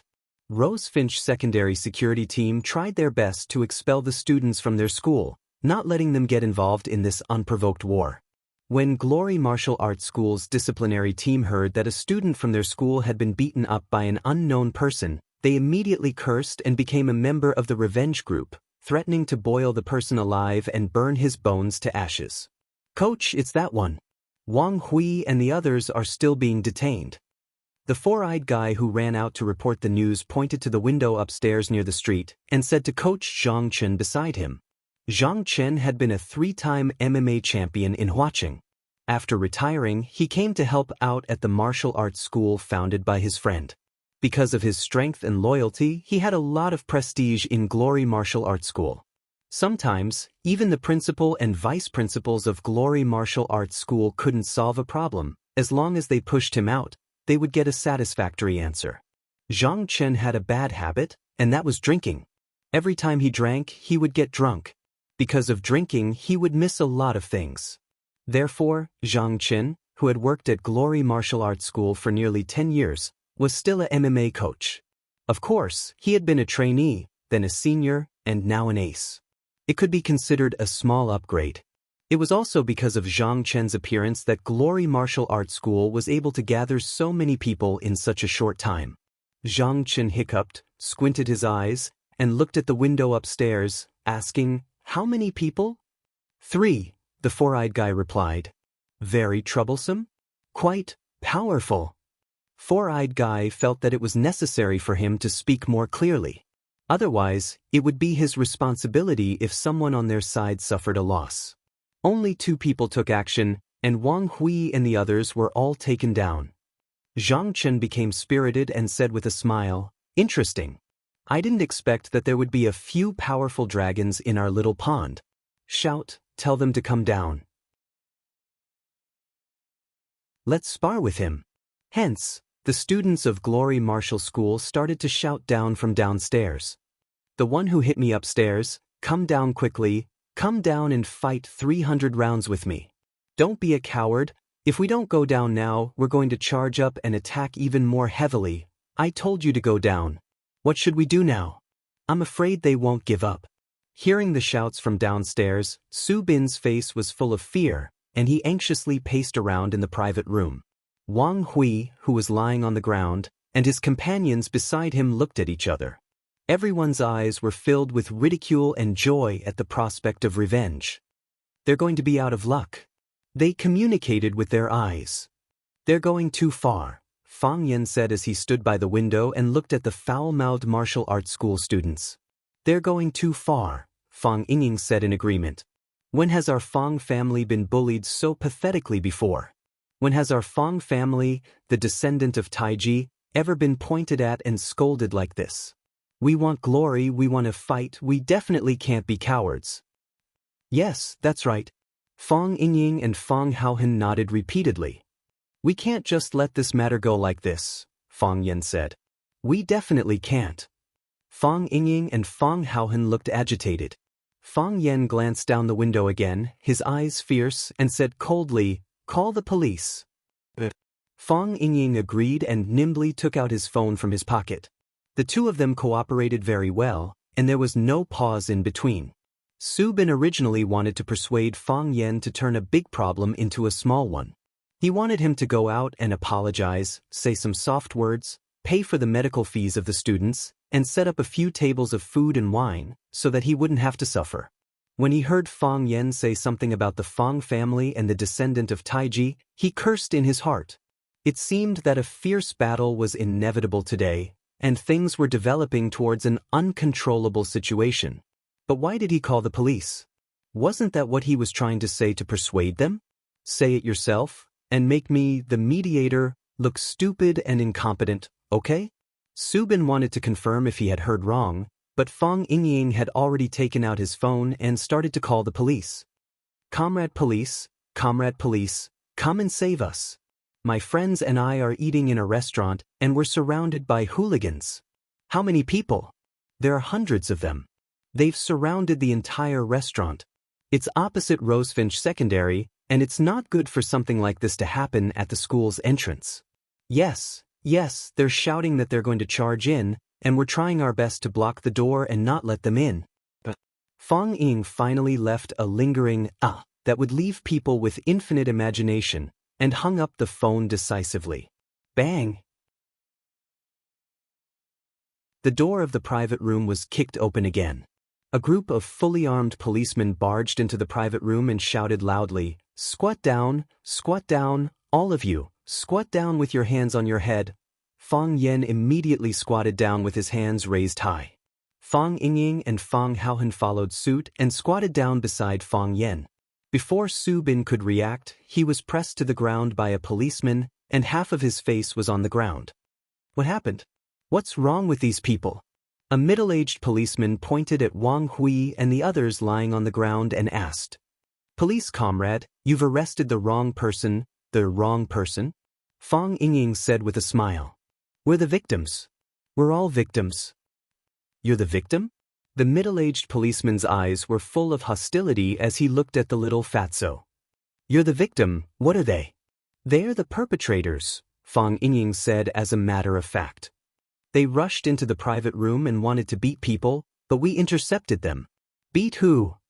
"Me," Fang Yingying said. He pointed at Fang Yan and Fang Haohen and said, "They wanted to beat them."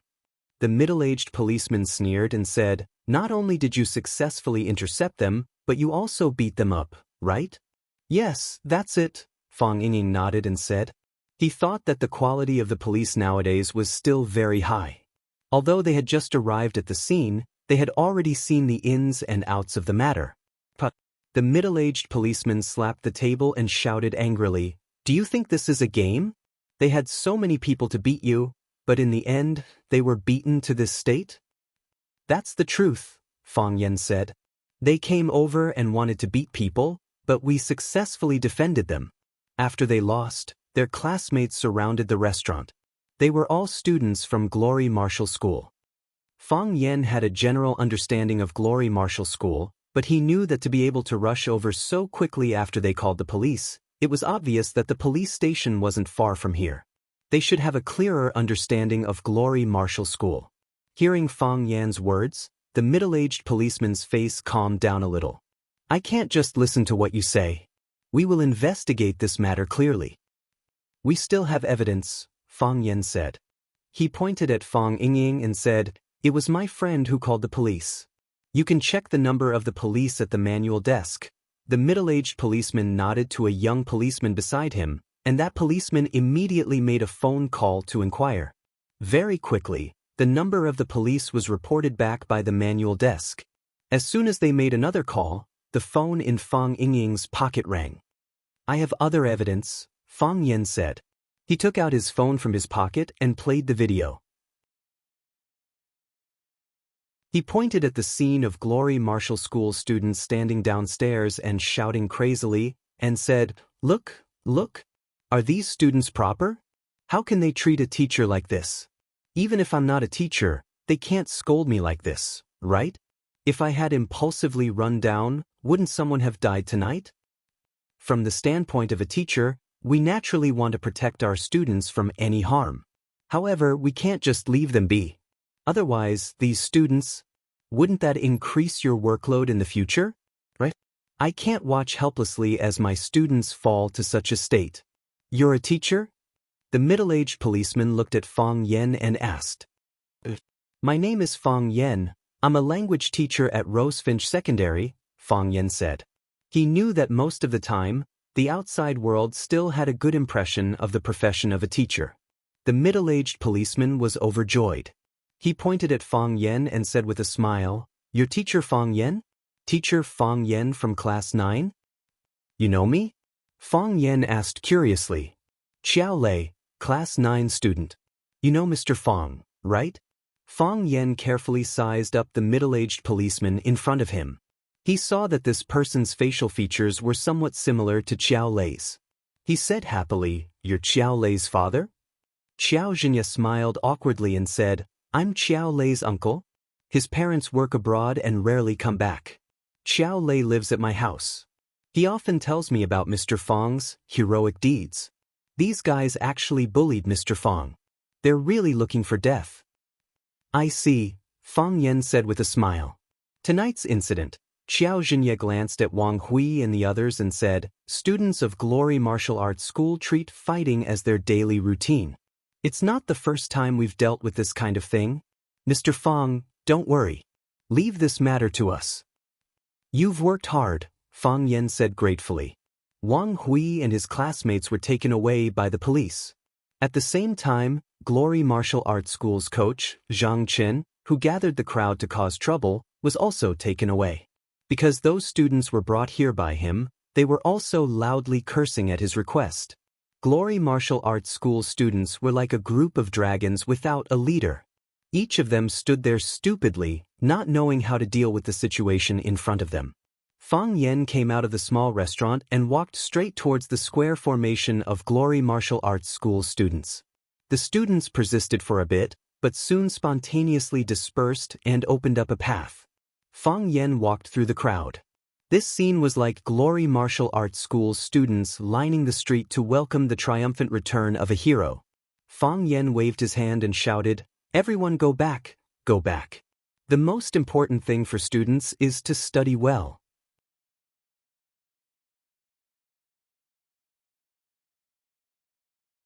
Chapter 104. Police Station. Tianhe Branch Office.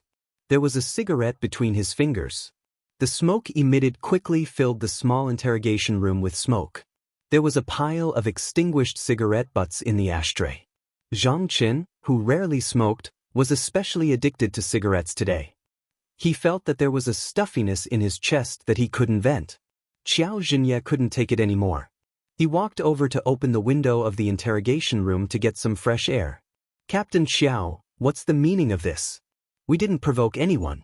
A student is going to celebrate his birthday. We were just going to have a birthday drink. Is this also illegal? Have a birthday drink? Xianxia sneered. Coach Zhang, this isn't the first time we've dealt with each other. Some things are better to talk about openly. If you were really going to drink a student's birthday drink, why would I bring you here? Do I have nothing better to do? Let me ask you, what's going on with the Glory students in the private room? What's going on with so many Glory students surrounding the entrance of the restaurant? Even charging you for disturbing public order is considered a light punishment. A student from Glory Martial Arts School was beaten up in the restaurant's private room. I wanted to ask Captain Xiao what's going on. You're a police officer. Shouldn't you be the one to investigate this? As for the students at the entrance of the restaurant, they just happened to bump into each other. They just stood at the entrance for a while. How big of a deal could it be? See for yourself. Xianxia handed over his phone. Zhang Chen took the phone and saw that there was a video on the screen. He pressed the play button on the video. Then he and his students stood at the entrance of the restaurant, insulting and attacking the people in the private room, shouting for them to come down and get beaten up. The sound and image were clearly displayed in front of him.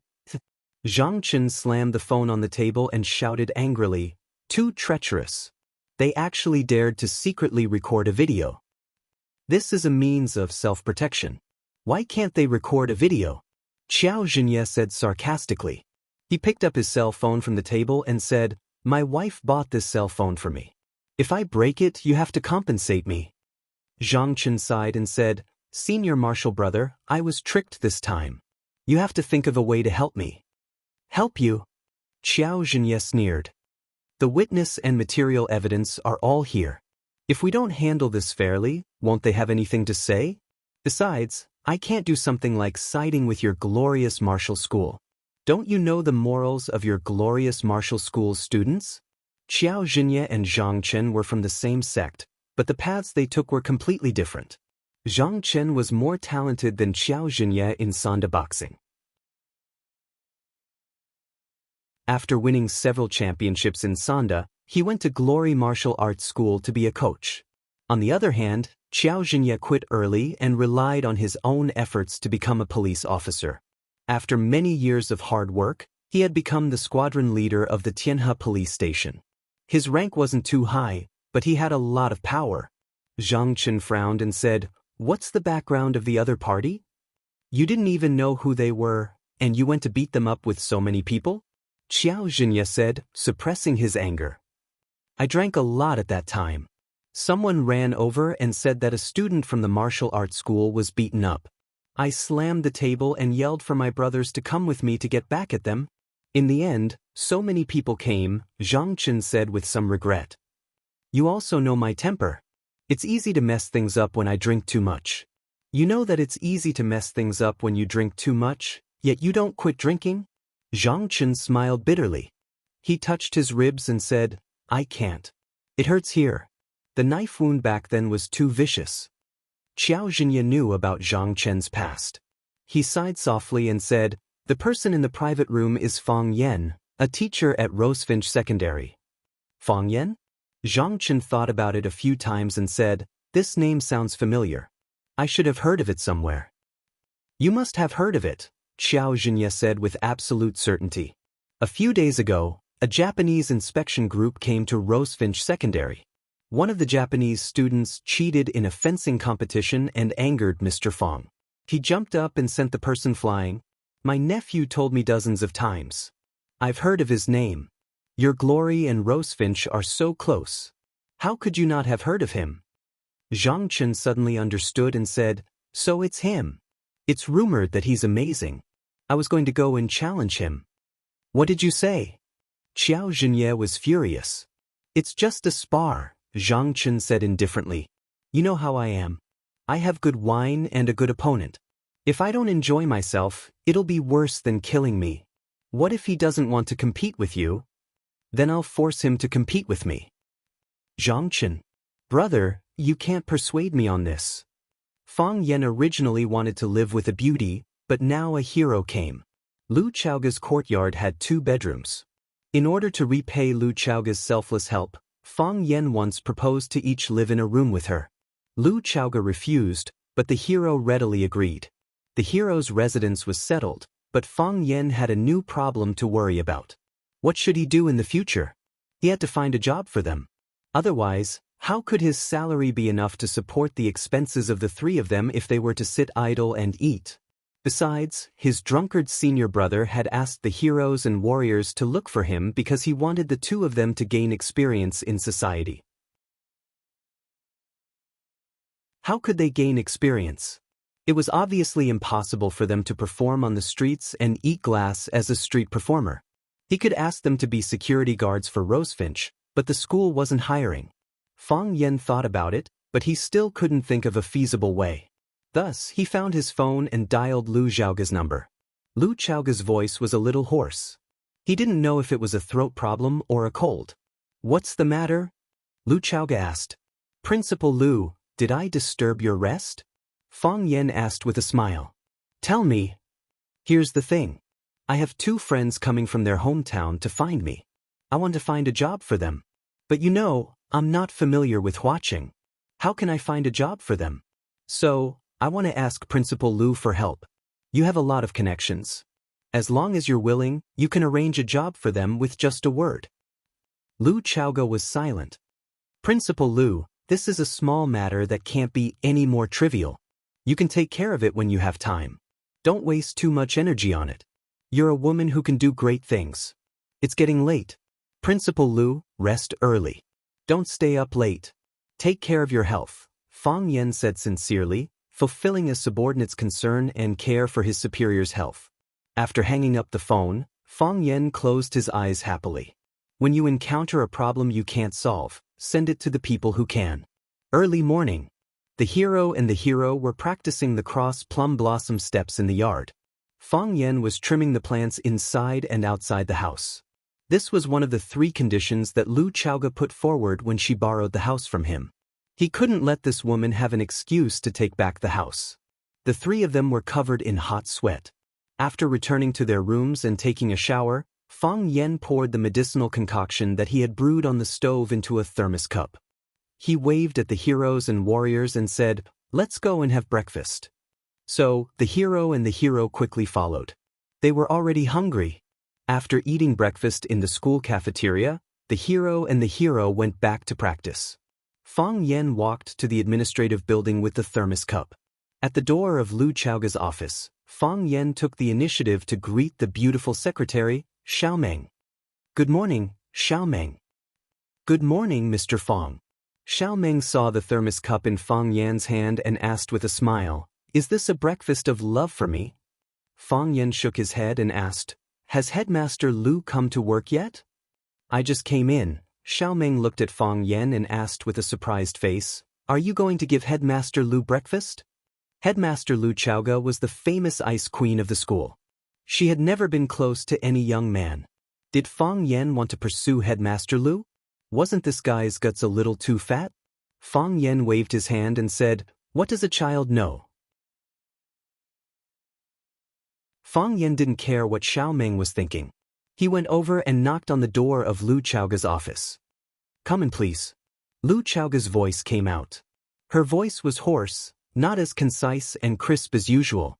When Fang Yan pushed the door and entered, Lu Xiaoga was standing in the corner and trimming a potted plant. Fang Yan said with a smile, "Headmaster Lu really loves flowers. Among the people I know, you are the first." Lu Xiaoga was wearing a black professional suit. Inside the tailored uniform was a snow-white vest.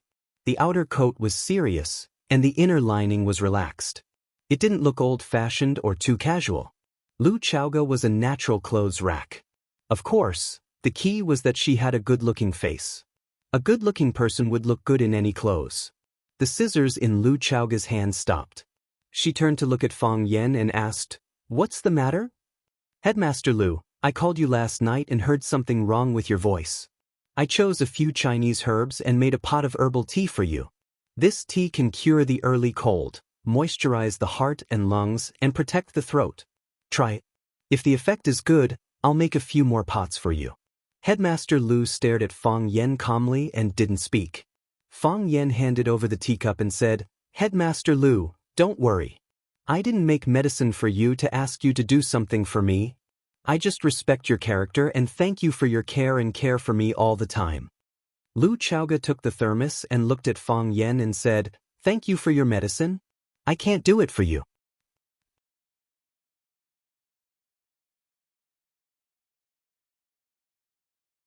Chapter 105. The wicked will be tortured by the wicked, and the bitch will not let him take advantage of anything.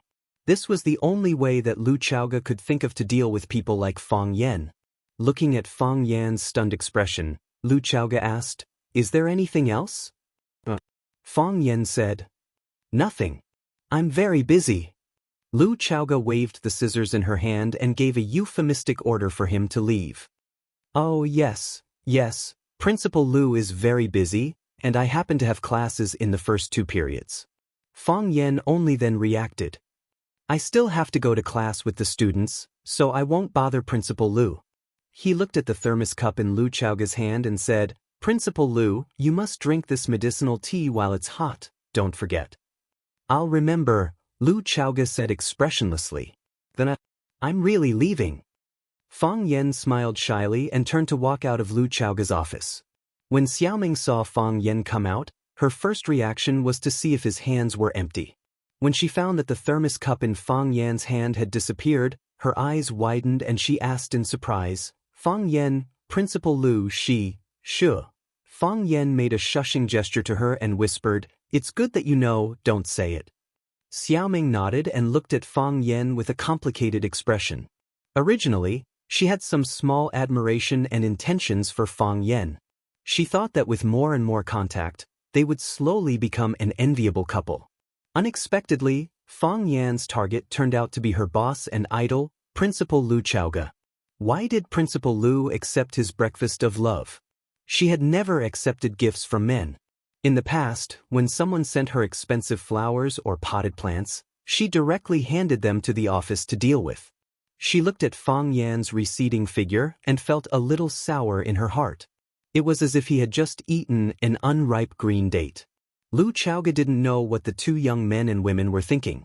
She put the thermos cup that Fang Yen had brought over on the windowsill and then continued to trim the welcome pine with scissors. In fact, Lu Chaoga didn't like the welcome pine tree because there were too many people there. It had almost become a standard feature of a company or business owner's office. No matter how elegant an object was, as long as many people owned it, it would become vulgar. For example, RMB. Everyone was playing with it, and everyone liked it. However, everyone felt that it was too tacky to talk about money. But if you have a big carat diamond or a rare gem in your hand, then no matter how noble the occasion is, it will not be demeaning to speak of it or show it. It will only add to your endless elegance. However, this welcome pine tree was very different from other welcome pine trees. The welcome pine tree, which was commonly seen in the market, would try to stretch out its branches and leaves, like people stretching out their arms to welcome guests from afar. When Lu Chaoga found this welcome pine tree in the flower market, it was abandoned in the corner by its owner. The reason why it was abandoned was that it didn't have branches to extend out to welcome guests. Who would buy a welcome pine tree that didn't want to welcome guests? However, Lu Chaoga fell in love with it at first sight. She felt that this welcome pine tree, which didn't look luxuriant and too straight without branches, looked like a person. Fang Yen. In the Taekwondo dojo, Fang Yen was infuriated by Chiba Haomu and suddenly jumped out to beat him up. After beating him up, he stood alone in the center of the dojo with a thin body and a cold expression. Didn't he look exactly like this welcoming pine? The welcome pine tree she trimmed was not willing to extend its arms and bow to welcome guests. Who had Fang Yen ever welcomed? 10 minutes later, Lu Chaoga put down the scissors and carefully looked at the work she had just finished. There were still some flaws, but it was time to go to work. She liked flowers and potted plants, but she would never use her working time to do these things. Most of the time, she used the time before work or during her break. Lu Chaoga put the scissors on the windowsill and went to the bathroom to wash her hands. Then she sat on the chair and began to work. Every morning when she worked, she would first deal with the emails from the day before. This was a habit she had developed when she worked in the United States. Her throat was extremely itchy, so she immediately covered her mouth with a tissue and coughed. She coughed so hard that it seemed like her lungs would never stop. Her face turned purple, and she was worried that she would vomit her lungs out if she opened her mouth. She took out some cough water from her bag and was about to spray it into her mouth, but she stopped just in time when she was about to press it. Her eyes turned to the purple thermos on the windowsill again. It stood there quietly, not at all as ostentatious and strange as its owner. After hesitating for a while, Lu Chaoga walked over, picked up the thermos, and unscrewed the cap. It wasn't like what she had imagined, where she could smell an unpleasant herbal smell when she opened the lid. Not only was it not unpleasant, but there was a fragrance of herbs. The medicine was not the black color she was familiar with, but a translucent orange-yellow color. It was like the first brew of ripe poo or tea soup. Is this medicine or tea? Lu Chaoga thought in her heart. The color was tempting, and the fragrance assailed her nostrils. Lu Chaoga couldn't help but take a sip.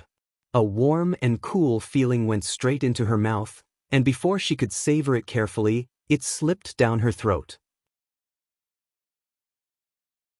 The thick phlegm deep in her throat that she couldn't cough out came into contact with the tea soup, and she immediately surrendered and became a deserter. The burning and itchy feeling quickly disappeared. Lu Chaoga was overjoyed and drank the whole cup of tea in one gulp. Her mouth was watering and she felt refreshed. It actually gave her the urge to have another bowl. The high fever and cough caused by the inflammation of her throat had been tormenting her for 2 days and 2 nights. Last night, when Fang Yan called her, she was coughing so hard that she couldn't fall asleep. She took a lot of anti-inflammatory drugs, and although it was getting better, she didn't fully recover. Fang Yan's tea soup was simply her life-saving elixir. She really didn't want to suffer like this anymore. Not only was her body uncomfortable, but it also affected the progress of her work. After cleaning the thermos, she called the secretary Xiaomeng in and said to Xiaomeng, "Give the thermos to Mr. Fang Yan and ask him to send another cup tomorrow morning." "Okay, principal." Xiaomeng nodded and quickly took the thermos. When leaving Lu Chaoga's office, she couldn't help but sneak a glance at Lu Chaoga. There was an irrepressible joy and happiness on her face. Principal Lu is in love. Xiaomeng thought in her heart.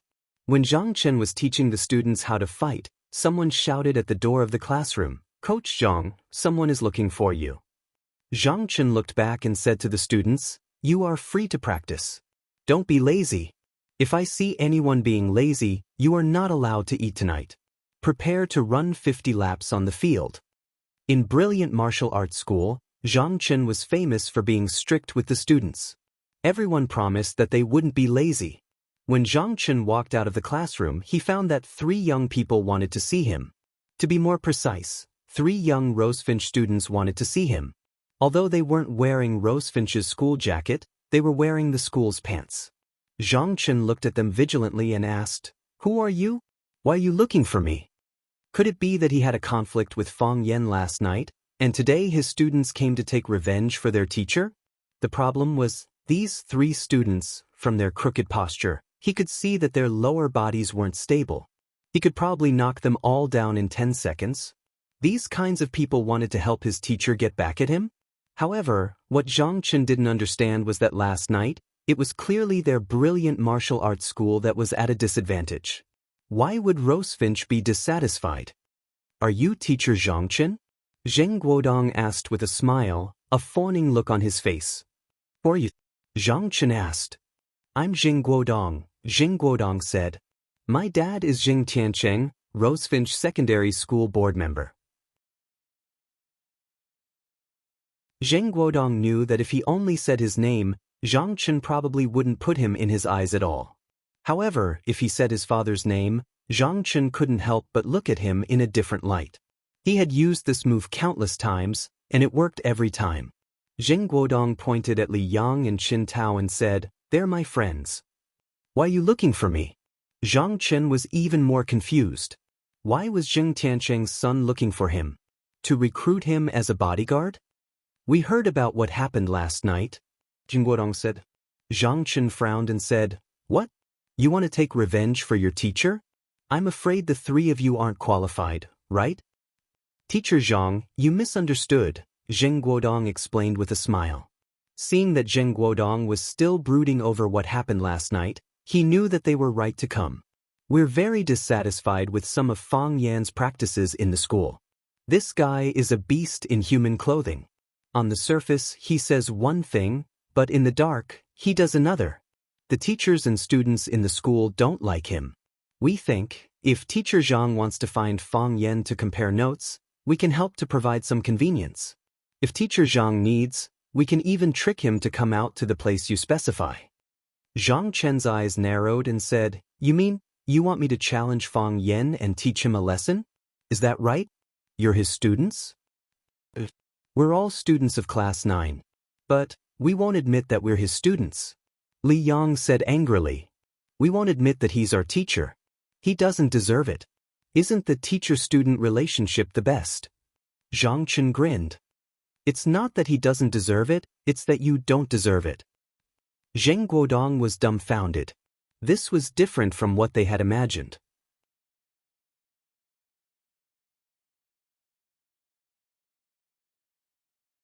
Chapter 106. It shouldn't be like this, the plot shouldn't be like this. This morning, when Zheng Guodong, Li Yang, and Chen Tao heard about the conflict between Fang Yan and the students of Glory Martial Arts School while eating in Chu Xiangqing, and how the ace coach of Glory Martial Arts School, Zhang Chen, brought many students to surround the restaurant, and how the police came out to take the troublemakers away, they immediately made detailed and accurate fantasies and deductions about the subsequent development of this matter.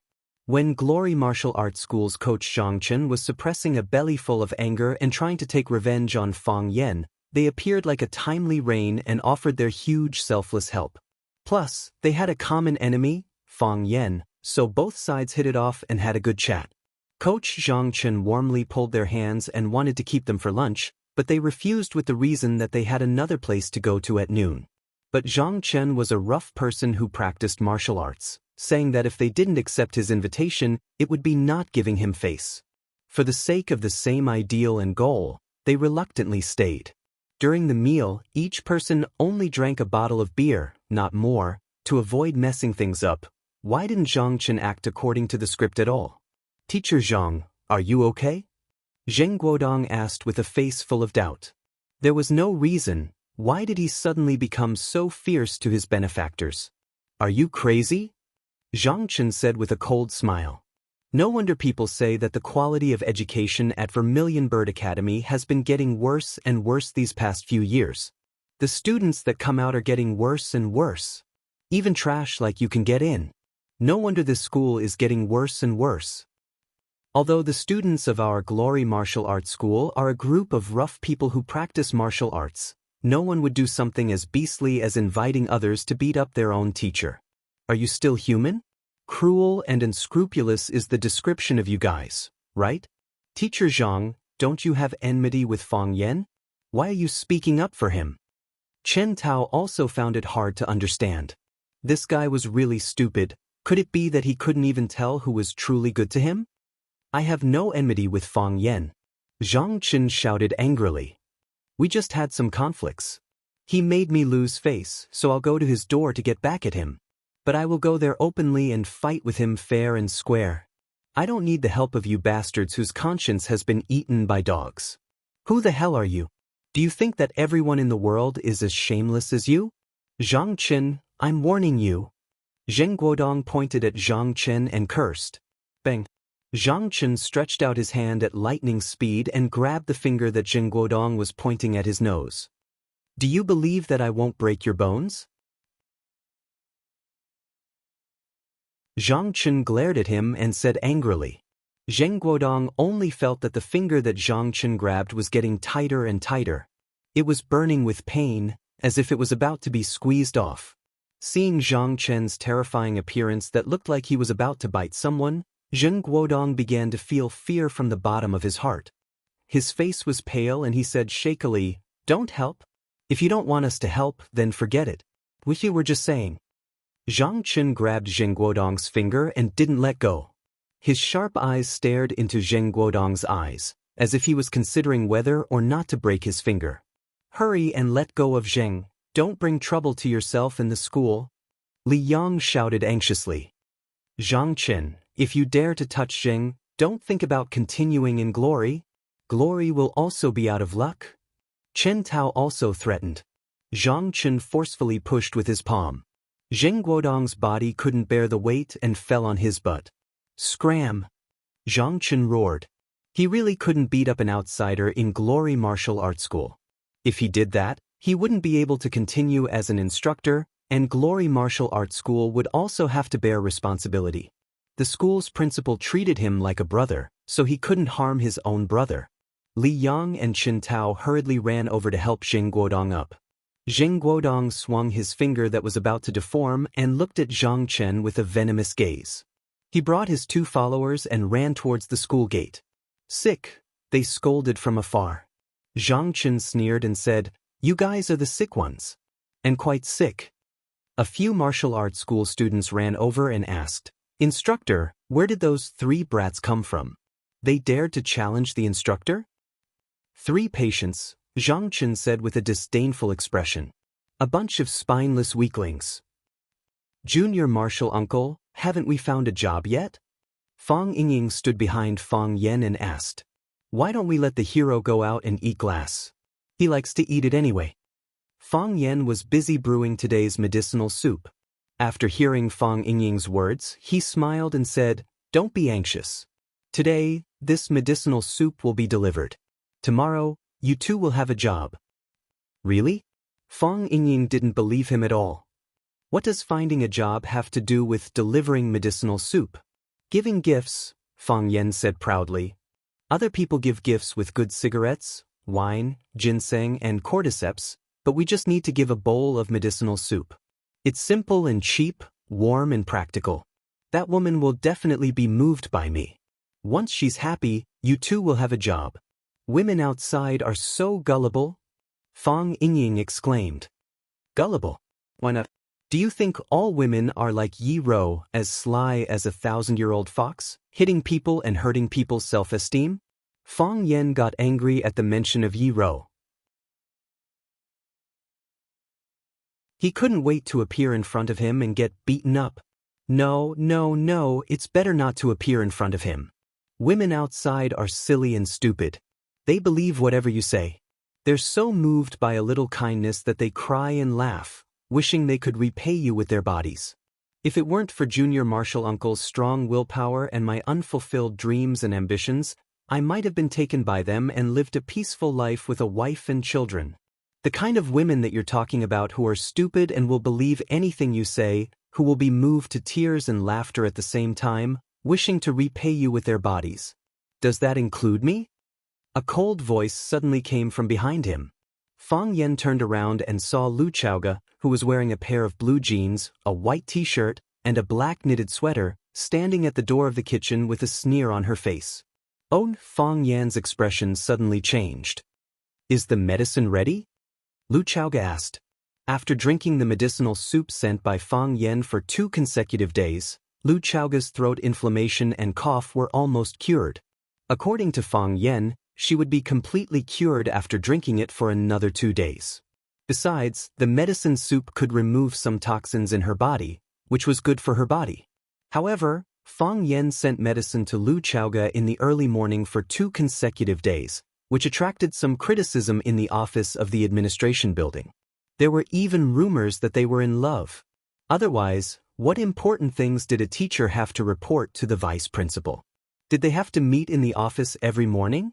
Lu Chaoge didn't go directly to the office of the administration building today. Instead, she went to the small courtyard that she lent to Fang Yen. She wanted to take away all the medicine before Fang Yen went out. In this way, she could avoid the need for Fang Yen to go to the office to send medicine to her and eliminate the speculation about their relationship. Unexpectedly, she happened to hear Fang Yan's wise words at the door of the kitchen. Was her behavior so retarded during this period of time? Did she become a heavenly idiot in his eyes? Done. Fang Yen swallowed a mouthful of saliva and nodded. Lu Chaoga handed over the thermos flask in her hand and said, "Give it to me." Fang Yen deftly poured out the medicine in the crock and carefully poured it into the thermos flask. Lu Chaoga took the thermos flask and turned to leave. That. Fang Yen felt that he should explain. "No need to explain," Lu Chaoga said without turning her head. "All your explanations are just to cover up." Clang! The wooden door of the small courtyard was closed by Lu Chaoga. Fang Yen walked in front of Fang Yingying and said, "Slap me." "Junior martial uncle?" Fang Yingying looked at Fang Yen with great shock. "Are you all right? Don't you want to beat such a cheap person?" Fang Yen asked. "Junior martial uncle? I can't do it. I'm used to it." Fang Yen waved at Fang Haohen, who was in the middle of the courtyard. Fang Haohen with a poker face walked in front of Fang Yen in a few steps. "How did she get in?" Fang Yen asked. "She walked in." Fang Haohen answered honestly. "I'm asking how she walked in." Fang Yen was angry.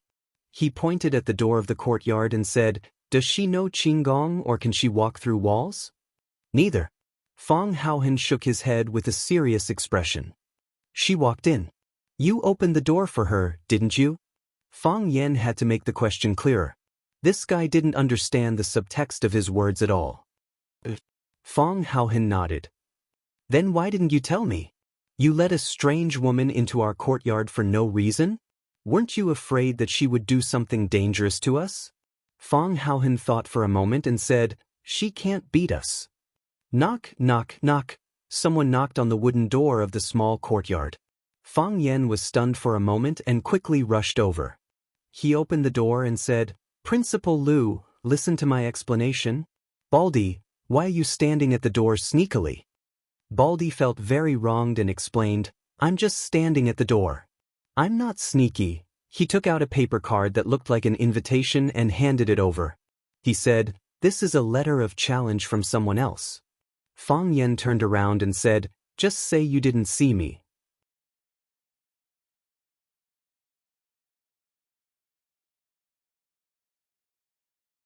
Chapter 107. Zhang Chen. Fang Yen looked at the name inscribed on the back of the challenge and asked in surprise, "I don't know him, why did he hit me?" The corner of Baldy's mouth twitched and he said, "He didn't hit you, he wanted to compete with you. Do you think I'm stupid?" Fang Yen sneered. "I just had a conflict with Glory Martial School, and now they're sending me a challenge. Don't they just want to beat me up after defeating me? They're doing it for revenge, and they're finding a dignified excuse for it. This kind of hypocritical and cunning villain, I don't even want to fight with him." Baldy thought about it, and it really did seem like it. Mr. Fang really understands human nature. You can predict things like a god. Baldy grinned, revealing 2 rows of neat yellow teeth. "If it were me, I would do the same," Fang Yen said. Fang Yen handed the challenge back to Baldy and said, "Just pretend you didn't see me." "No way, no way." Baldy waved his hand to refuse. Zhang Chen came early in the morning, and he's been waiting in front of our security office for an hour. He said if you don't accept the challenge, he won't leave. Fang Yen said indifferently, "If he doesn't want to leave, then he won't leave. He can stand for as long as he wants. The land and sunlight are all free. If you're in a good mood, pour him a glass of water. If you're in a bad mood, talk to him more, and waste his saliva. If he's thirsty, he'll naturally go back. He's a living person standing there all the time. How bad would that be? That's the job of your security office. Just chase him away on the grounds that he's affecting the security office and polluting the eyes of the students. You said the students are scared when they see him?" "He won't leave," Baldy said with a bitter smile. "If it was someone else, we could think of a way to send him away. But if it's Zhang Chen, we really can't do that." Fang Yen looked at Baldy doubtfully and asked, "How much do you know about him?" "Zhang Chen is a brilliant and famous martial arts madman. In the beginning, in order to compete with a Wing Chun master, he followed him for more than a month. When others were eating, he would sit and eat. While others were receiving guests, he stood at the side and listened. Wherever others went, he followed. That expert couldn't stand it anymore. I had no choice but to agree to his request. What was the result? Fang Yin asked. I don't know. Baldy shook his head. They are competing in secret. We don't know the result. There's no news about it. You mean I have no choice but to accept it? I can't, Baldy said. The glorious martial school is right next to our rosefinch. Zhang Chen will definitely come and follow you every day. Fang Yen was a little interested in Zhang Chen and asked, how is his skill? He can fight very well, Baldy said excitedly. He is the 3-time MMA champion of Huaqing. He is the ace coach of the glorious martial school. Some say he is the #1 expert in Huaqing. Fang Yan's expression changed greatly and said, you better tell him that you didn't find Fang Yan. Mr. Fang, hey Baldy. Fang Yan looked up and down at Baldy and said with a cold smile, I find that you really want me to accept this match. What? You want to see me get beaten up? Or did Zhang Chen send you to be a lobbyist? If I agree, what benefits will he give you? No. Baldy waved his hands repeatedly. Why would I want to see you get beaten up? I mainly want to see you beat someone up. This reason won't convince me, Fang Yan said. Baldy pondered for a moment, then looked at Fang Yan and said, actually, it's not just me who wants you to accept the letter of challenge. My colleagues in the security department all hope that you can accept it. The entire Rosefinch Secondary's teachers and students also hope that you can accept it.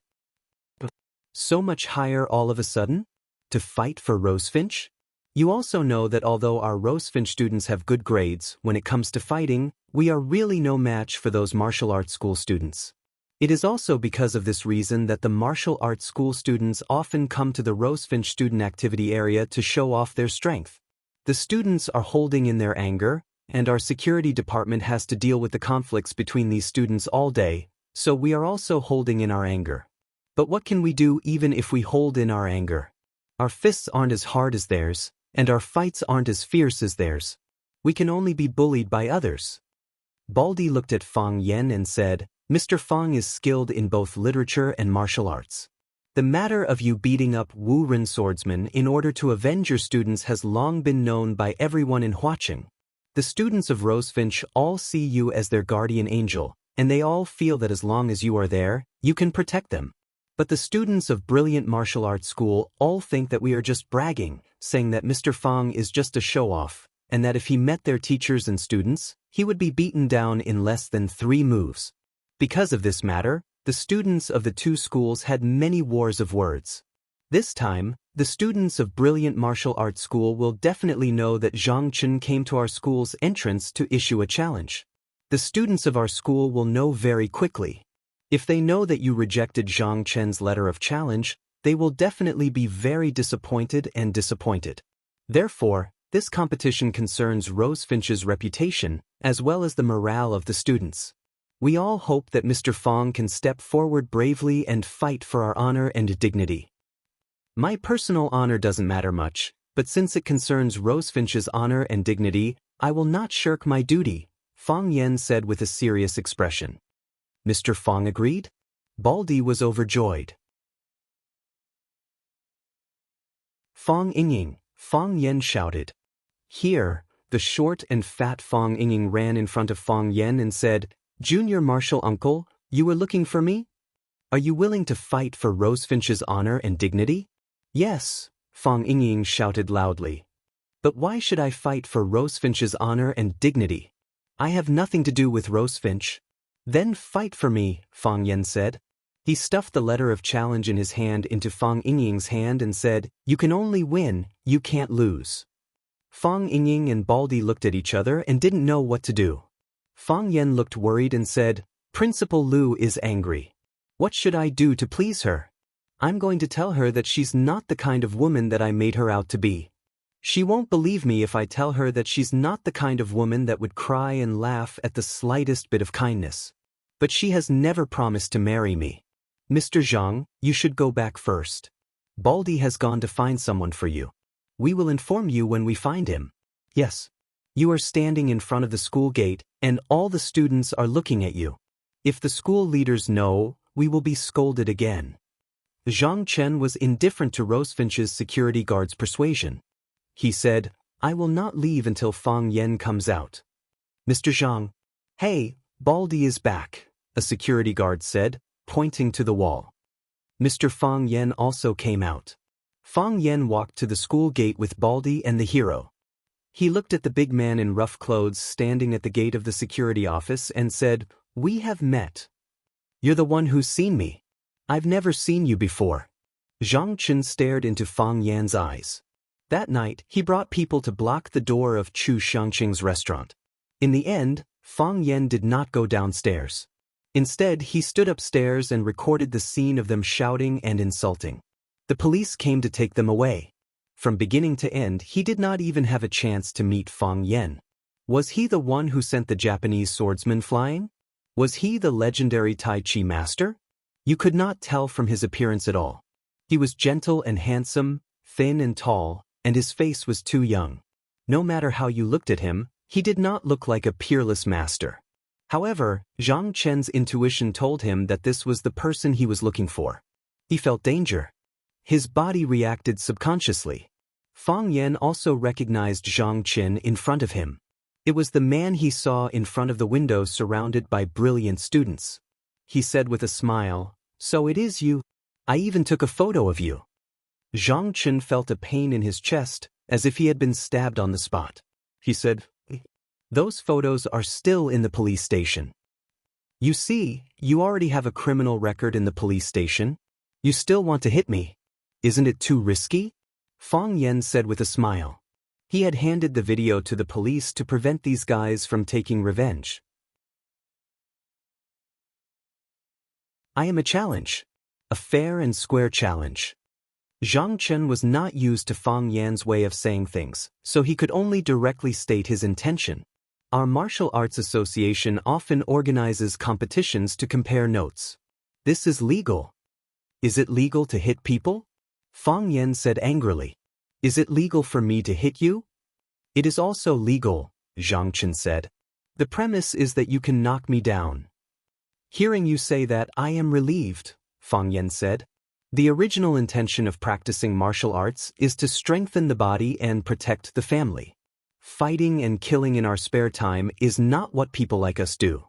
Although I've never fought with anyone before, since you're so persistent, I'll fulfill your wish. Where shall we fight? Zhang Chen did not expect Fang Yan to agree so readily. His face was full of joy as he said, Brilliant Martial Arts School has a special competition hall. If you have any concerns, you can choose the location. He was worried that if he arranged the competition venue at Brilliant Martial Arts School, Fang Yan would not be happy. After all, it was an away game. Fang Yan could easily be surrounded by the students of Brilliant Martial Arts School. If he did not handle it well, Fang Yan would suffer a big loss. Then let's go to Brilliant Martial Arts School, Fang Yan said. I believe you guys can't do something like fighting 100 against 1. If you really can't do it, we can call the police.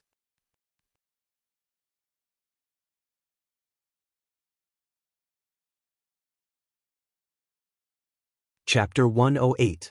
Glory Martial Arts School's ace coach, Zhang Chen, issued a challenge to Rosefinch Secondary's language teacher, Fang Yan. Fang Yan happily accepted the challenge.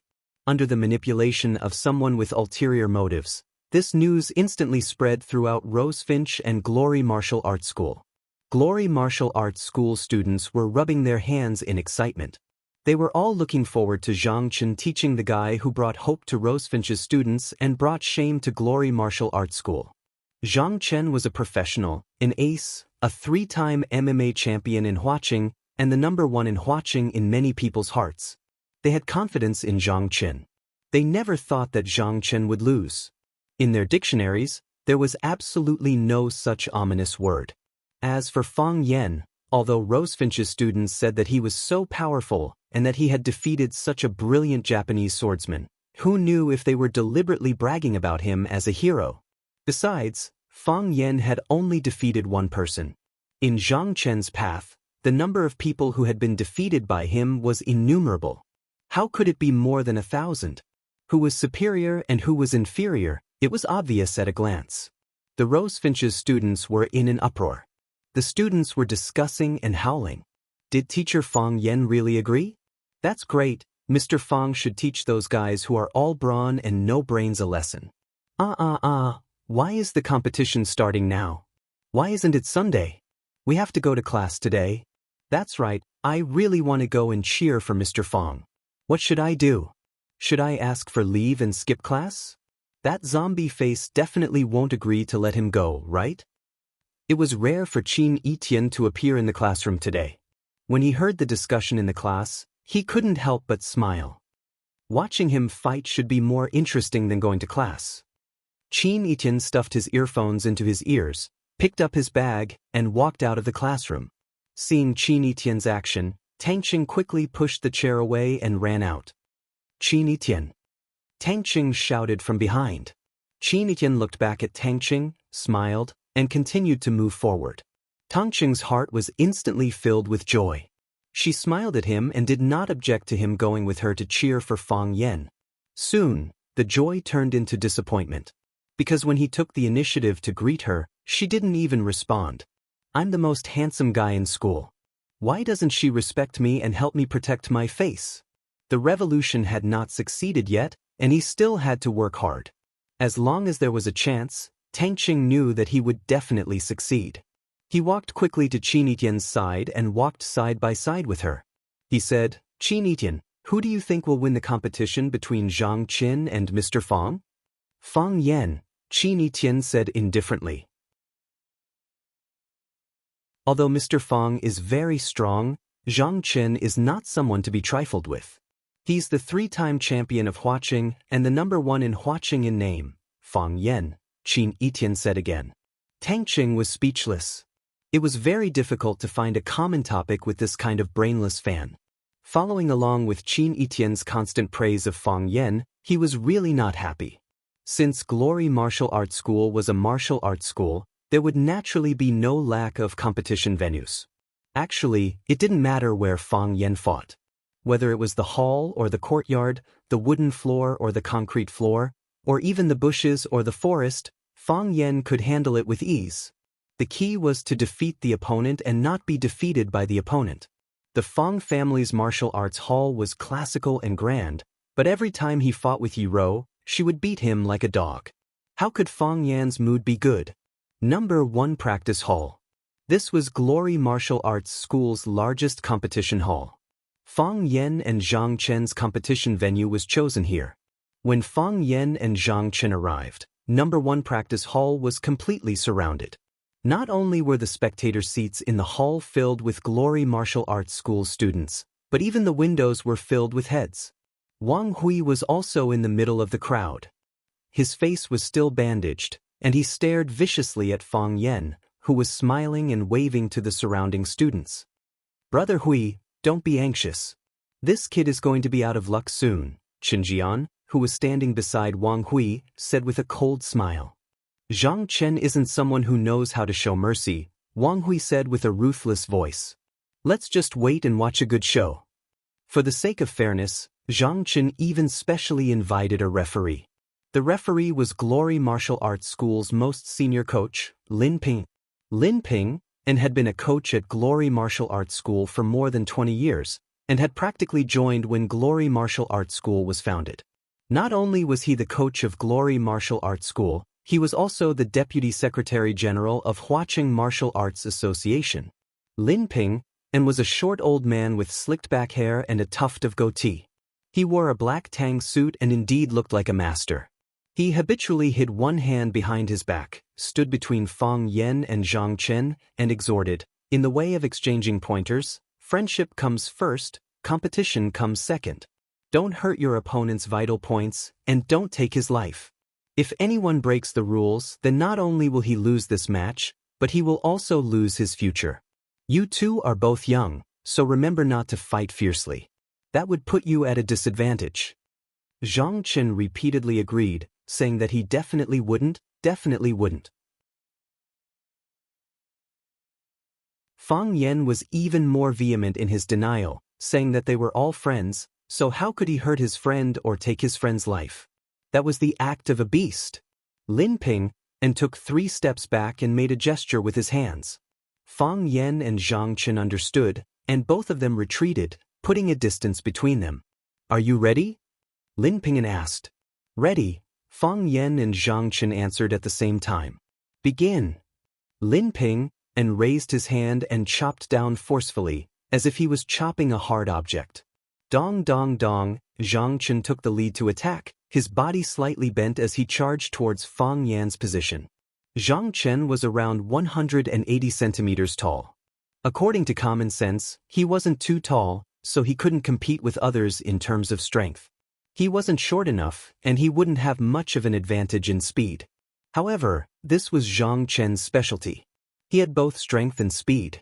This was also the reason why he repeatedly defeated strong opponents in Huaqing's freestyle arena and achieved good results. He charged towards Fang Yen like a raging bull, and the distance between the two was closed in an instant. A huge fist headed straight for Fang Yan's face. The veins on his fist bulged, and the bones in his fingers were cracking. The whistling wind broke the silence of the scene, and a cold and dangerous aura headed straight for Fang Yen. Swords could kill, and so could sword aura. Fists could hurt, and so could the wind generated by the fists. Fang Yen was sure that Zhang Chen only had a body of strength honed through years of persistent training and rich combat experience. He definitely didn't have internal energy like them. However, he could actually use his body's strength to create such a powerful wind. It was enough to show that he lived up to his reputation as the #1 in Huaqing. The closer the fist was to the face, the darker the color of the fist. In the end, it turned crimson red, as if it was about to burn during the process of the punch. Fang Yen took a step back. He only took a step back, and just happened to avoid the attack of Zhang Chen's domineering punch. Clatter. The students of Glory Martial School applauded vigorously, and some even cheered loudly. Did you see that? Our coach Zhang beat that kid back with one punch. That's right, whether it's a mule or a horse, he's going to show his true colors now. Coach's punch was so domineering. If Fang Yen dared to take it head-on with his small body, he would definitely be sent flying. His first punch missed, but this didn't affect Zhang Chen's performance. His body moved forward rapidly, his body pouncing forward, his hands clenched into claws, but his right leg was raised high. Fist to knee. This was a combo. In other words, Zhang Chen's first punch and his current first move were the same move. His first punch went straight for the face, in order to hit Fang Yen, or to beat Fang Yen back. After hitting Fang Yen, the second move was used, and Fang Yen was already on the ground, unable to get up. Since he couldn't hit Fang Yen, the second move was used, and Fang Yen was still in extreme danger. This was because he was the one attacking. Advancing forward was always faster than retreating. When the first punch was thrown, he had already calculated the difference between Fang Yan's retreating speed and his advancing speed. This was experience. Combat experience. Whoosh! Fang Yan's body quickly fell to the left, at a 90-degree vertical angle. His left hand landed on the ground, and the strength of his wrists supported his whole body's weight, so he didn't fall heavily on the ground. The students of Glory Martial School were even more excited. Did you see that? Coach knocked him down. In less than 3 moves, with my experience, Coach will win in less than 3 moves. Coach, give him a vicious blow. Seeing Fang Yen fall to the ground, Zhang Chen's eyes flashed with an ominous glint. His raised right leg suddenly stomped down, ruthlessly stepping on Fang Yan's abdomen. His foot missed. The brown leather boots on his feet stomped heavily on the wooden floor of the training hall, and fine cracks instantly appeared on the floor. The cracks were still spreading, and the cracks were getting bigger and bigger, looking like they were about to explode. Fang Yen, who had one hand on the ground, avoided that killer move, and his 2 legs nimbly twisted towards Zhang Chen's lower body. Using Zhang Chen's legs as a new fulcrum, his body turned 360 degrees. Dragon Tail Cut. This was one of the killer moves of the Tai Chi stick formula, famous for attacking the lower body. Even if the dragon's tail was stuck, it could only be cut off with one cut. Not to mention the 2 legs of an ordinary person. Zhang Chen's lower body was unstable, and his huge body fell to the ground. Bang! A loud sound reverberated through the air, causing everyone present to tremble in fear. It ended just like that.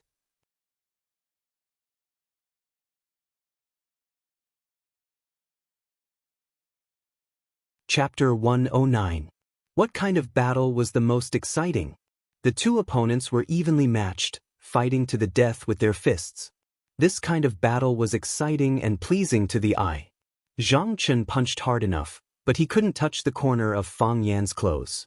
Fang Yan knocked down Zhang Chen, but no matter how much strength he used, it gave people a feeling of being light. The onlookers all said that it was too unsatisfying. Fang Yan supported himself with his palms and jumped up from the ground. He cupped his hands to Zhang Chen and said with a smile, "Thank you for letting me win. Coach Zhang has good skills." Everyone condemned Fang Yan for being too shameless. He had won and still said such sarcastic words.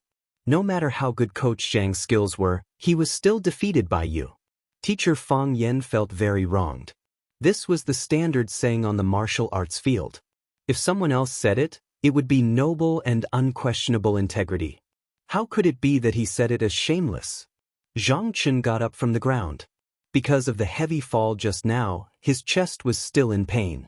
What made him want to vomit blood was that the match had ended before he could even touch Fang Yan's skin.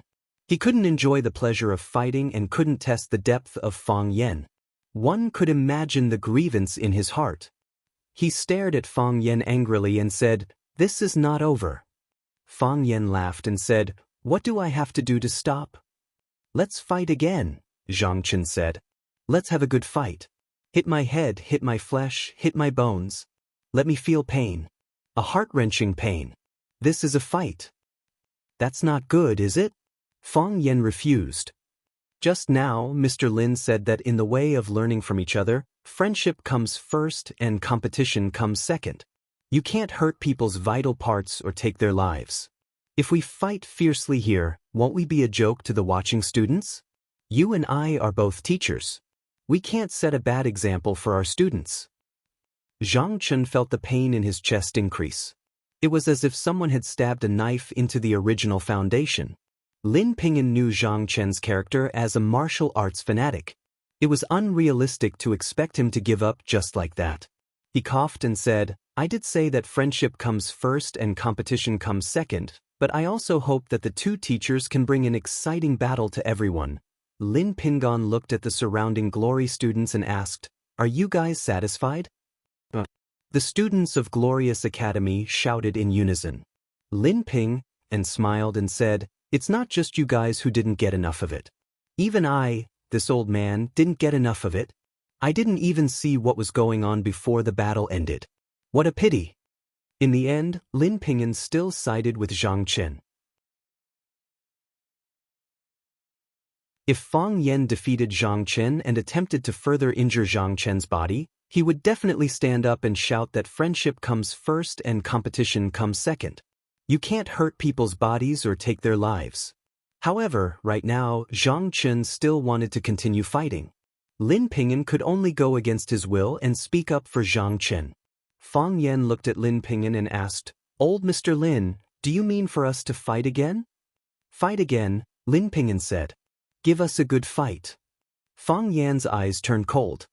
He smiled and nodded, saying, "Then as you wish."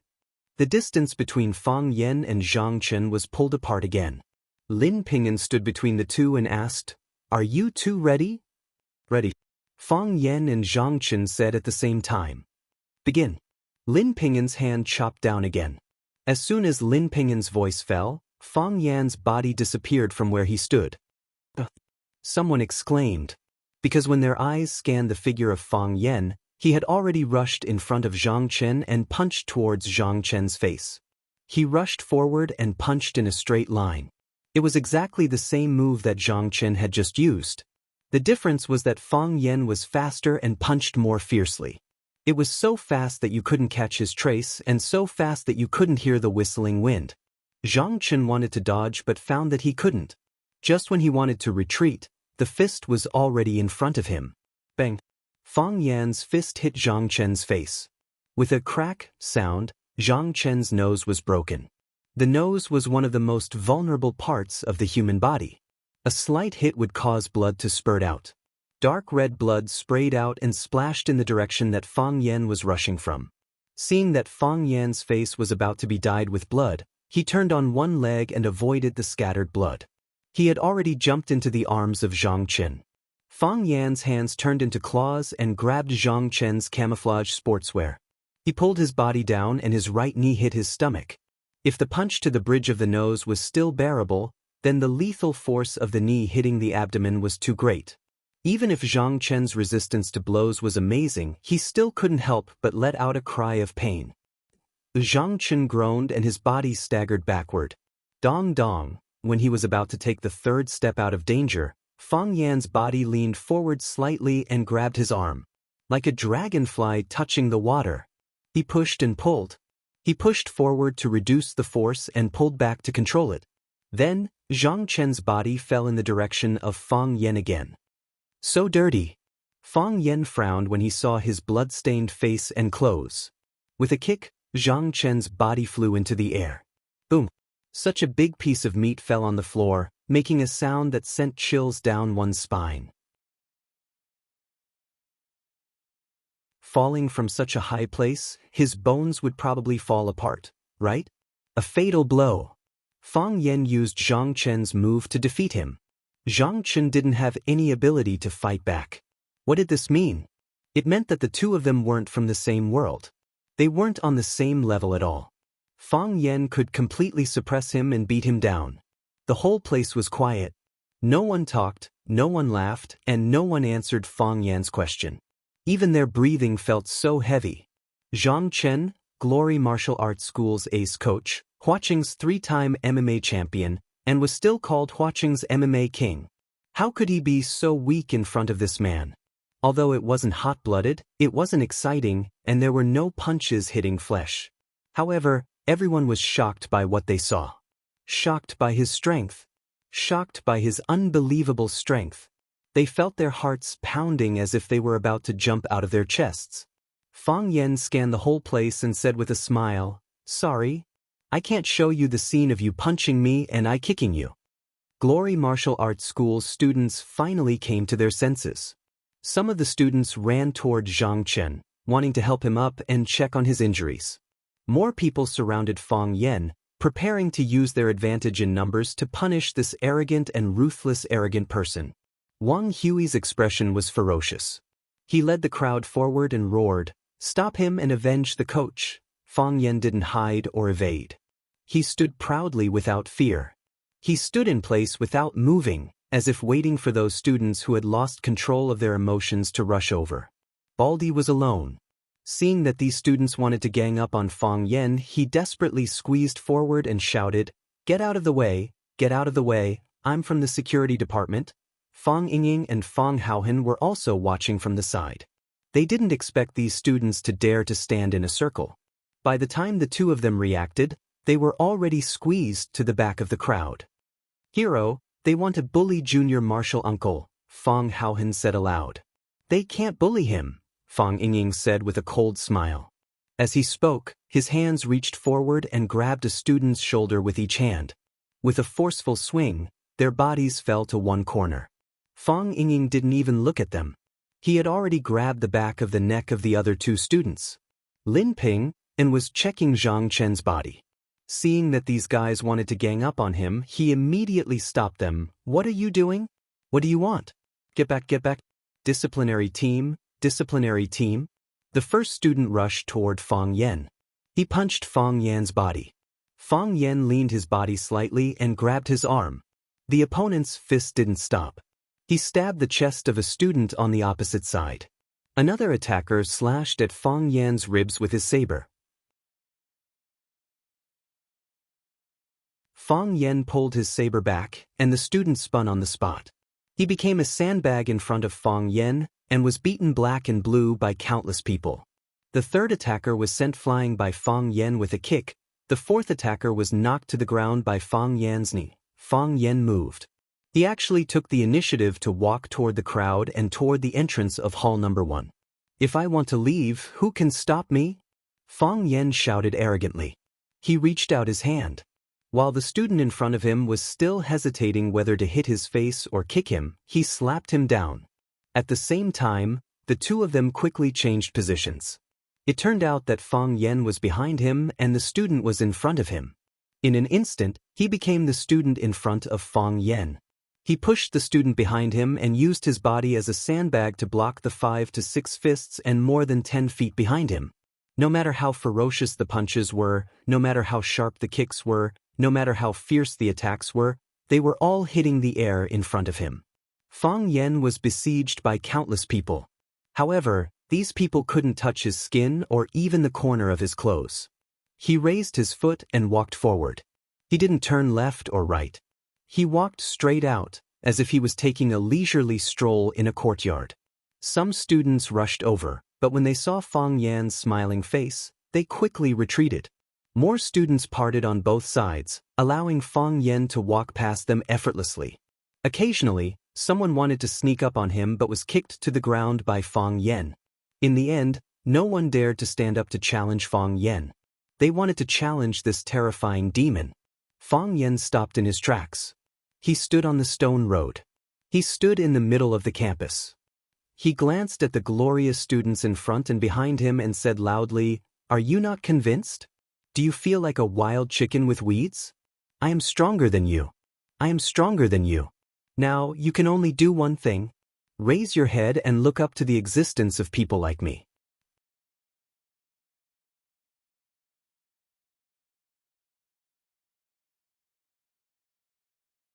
Chapter 110.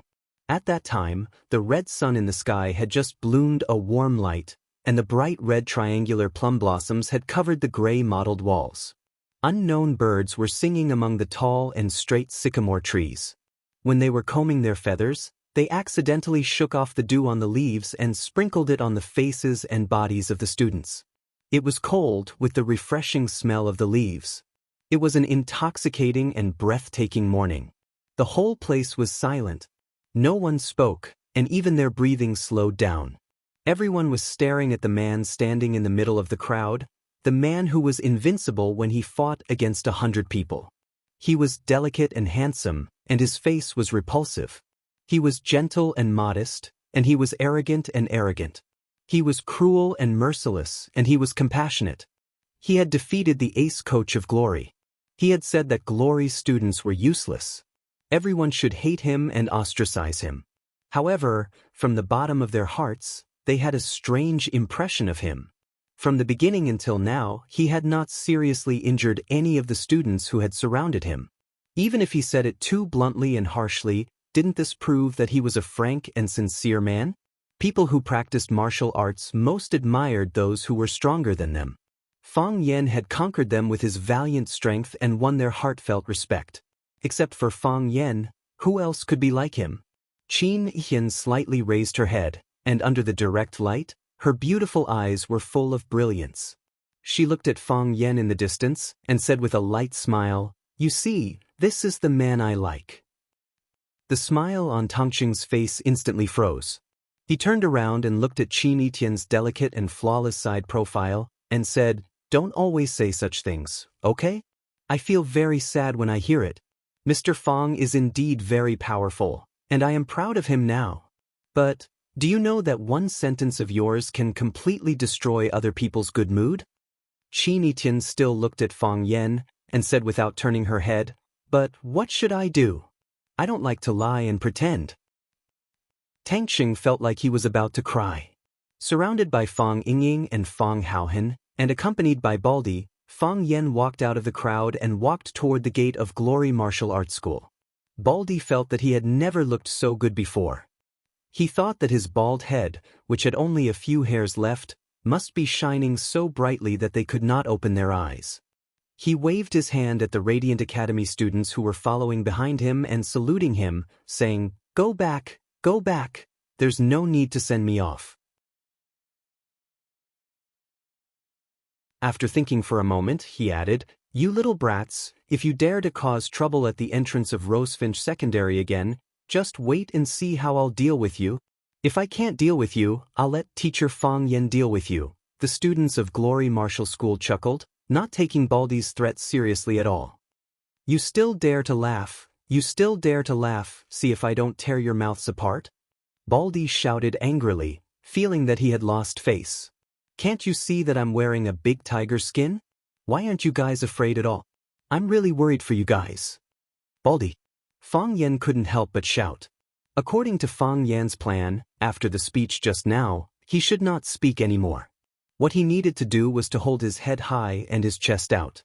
With a warm, modest, pure, and enigmatic smile on his face, he would walk through the crowd under the protection of his 2 bodyguards and walk out of the school gate. Of course, the image of these 2 bodyguards was really too bad. One was short and fat, and the other was tall and skinny. It would be best if they could be swapped. They were not worthy of the noble style that he had created with his beautiful artistic conception. Although red leaves needed green leaves to go with it, Fang Yan had every reason to believe that even if he was placed in the middle of a group of red leaves, he would still give off the feeling that he was outshining others. Yes, he was such an ordinary, yet not ordinary, simple, yet not concise man. If the appearance of Fang Yingying and Fang Haohen was barely acceptable, then Baldy following behind him and acting cute was really intolerable. Please, you're just losing hair, not blind. How can you say such things at this time? Thus, Fang Yan had no choice but to scold him. Hearing Fang Yan call out his name, Baldy became even more proud. He glanced at the glorious students proudly, with a look that said, "Don't you dare offend me, or I'll beat you up." He trotted to the front of Fang Yan and said, "Mr. Fang, are you looking for me?" "Don't speak." Fang Yan said. Baldy nodded in agreement. After thinking for a while, he asked again, "Why?" "Don't speak." "Okay, I won't speak. But tell me why." Fang Yingying beat him up. "Fang Yan." A hoarse voice shouted loudly. Fang Yan suddenly turned around and saw Zhang Chen, who had been beaten to the ground by him, walking quickly towards him with the help of a few students. Fang Yan's eyelids drooped slightly. He didn't know why Zhang Chen still chased after him at this time. Could it be that he was still not convinced? Fang Yingying and Fang Haohen looked at each other and stood in front of Fang Yan, one on the left and one on the right. Baldy was a beat slower, and he used his thin body to stand in front of hero and man. Fang Yan had the urge to kick them all away. "Zhang Chen is already injured like this, why are you guys standing in front of me?" Even if you want to steal the limelight, you don't have to be so blatant, right? "Coach Zhang, are you okay?" "Coach, how are your injuries?" "Coach." Wherever Zhang Chen went, the students would greet him respectfully. They didn't look down on him just because he lost the battle with Fang Yan. On the contrary, after witnessing Fang Yan's true strength, the students of Glory Martial Arts School respected and admired Zhang Chen even more. It should be known that not everyone could last so long in front of Fang Yan. If they asked themselves honestly, they wouldn't be able to do it. Zhang Chen ignored the concerned questions of the students and walked straight towards Fang Yan. His body was slightly bent, and it was obvious that his shoulder or spine was injured. His right leg was a little strained when he took a step. He probably sprained it or injured it. His face was covered in blood, his hair was messy, and his clothes were wrinkled and covered in dust. He looked miserable. However, his eyes were still bright and sharp. He stared at Fang Yan without blinking, as if he was afraid that if he blinked, Fang Yan would disappear. Dong, Zhang Chen finally stood in front of Fang Yan. He raised his head and looked at Fang Yan's eyes with a serious expression. Fang Yan didn't speak, and neither did Zhang Chen. The two of them looked at each other affectionately, as if they were lovers about to part. Being stared at by a man like that for a long time, Fang Yan really felt a little uncomfortable. He cupped his hands toward Zhang Chen and said, "Swords have no eyes, fists and feet are merciless.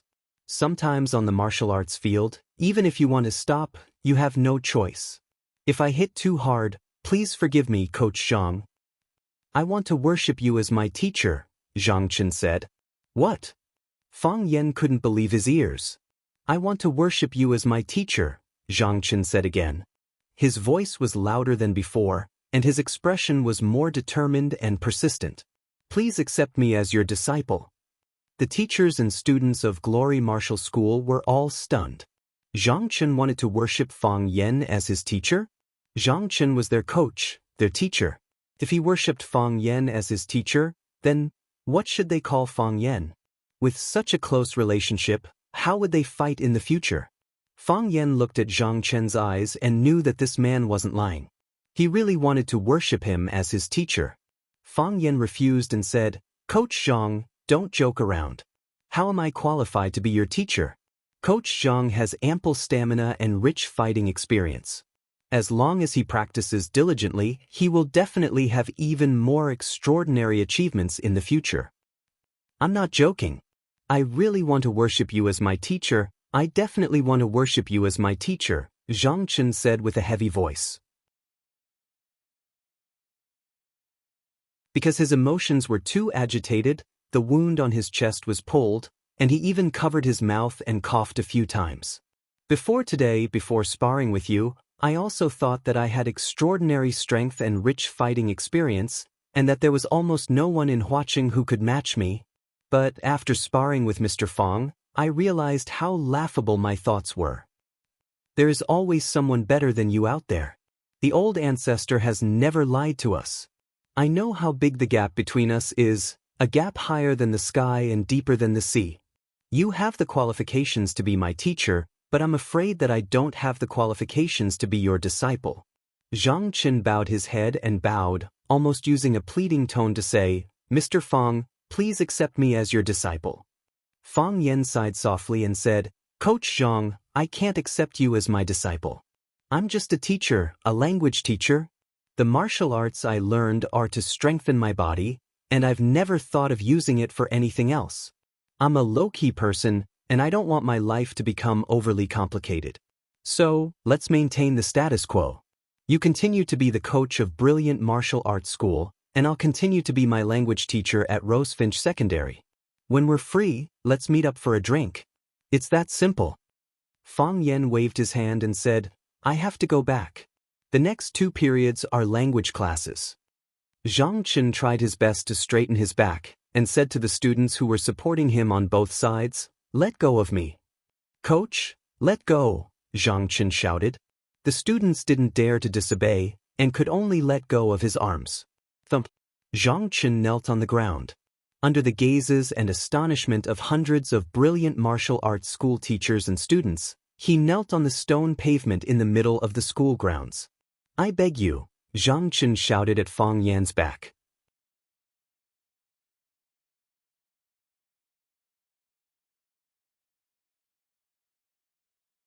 Chapter 111.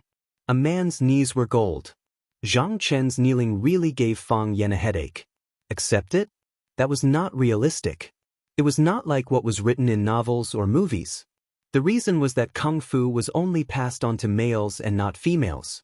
Although Fang Yan knew that there were indeed many sects that still adhered to such a rule, they would rather let their Kung Fu be lost than teach it to outsiders. However, Fang Tai Chi was open to the public. Whether it was Fang Yingying or Fang Haohan, they were not members of the Fang family. Mo Qingdi, who was originally trained by the Fang family to be their successor, was also not a member of the Fang family. He was just a language teacher. He could run away at any time. His own Tai Chi heart was stagnant. Fang Yingying and Fang Haohan's jobs had not been settled. He had too many important things to do. How could he have time and energy to train disciples? Refuse? That was for sure. However, if it was not handled well, it might hurt this sincere and persistent man. This was also what Fang Yan did not want to see. He walked back again and stood in front of Zhang Chen. He said, "Coach Zhang, you are forcing me." Zhang Chen looked up at Fang Yan and said, "I know. In front of my students, in front of my colleagues, in the school where I have worked for 10 years, in front of a man who is about the same age as my students, I am also in a difficult position. I am also forcing myself. But, Teacher Fang, you can't understand what Kung Fu means to me. You don't know what he means to me. He is all I have. I live for it, because I still have a body of martial arts. I want to improve. I want to be strong. I want to be like Mr. Fang. I know that I only have brute force. I haven't found the skill to use it. Mr. Fang, please teach me. Mr. Fang, please teach me. What should I do?" Needless to say, Zhang Chen's comprehension was very high. After exchanging blows with Fang Yan, he had already discovered his shortcoming. In the past, he only used to hit people with force. Today, he discovered another realm from Fang Yan. Fang Yan didn't use much strength. When he hit people, it was easy and casual. In fact, he even borrowed the strength of the attacker. But you didn't even get to touch the corner of his clothes before you were knocked down by him. This was the difference between the two of them. Of course, this was only what he could see with his naked eye. There were also many things that he couldn't see with his naked eyes. We often say that there are 3 realms in life. The first realm is to see mountains as mountains and water as water. The second realm was to not see mountains as mountains and not see water as water. The third level was to see mountains as mountains and rivers as water as water. It was the same for martial arts. Zhang Chen was still in the first stage of seeing mountains as mountains and water as water, while Fang Yan was already in the second stage of seeing mountains as mountains and water as water. Therefore, there was an insurmountable barrier between the two of them. Fang Yan could clearly see through Zhang Chen, but Zhang Chen couldn't see the depth of Fang Yan's strength. Fang Yan raised his eyebrows and said, "Coach Zhang, why make it so difficult for me to force you? To be honest, before we met today, we weren't very familiar. You don't understand me, and I don't understand you. Even when I walked into the gates of Glory Martial Arts School, I still had some prejudice against you.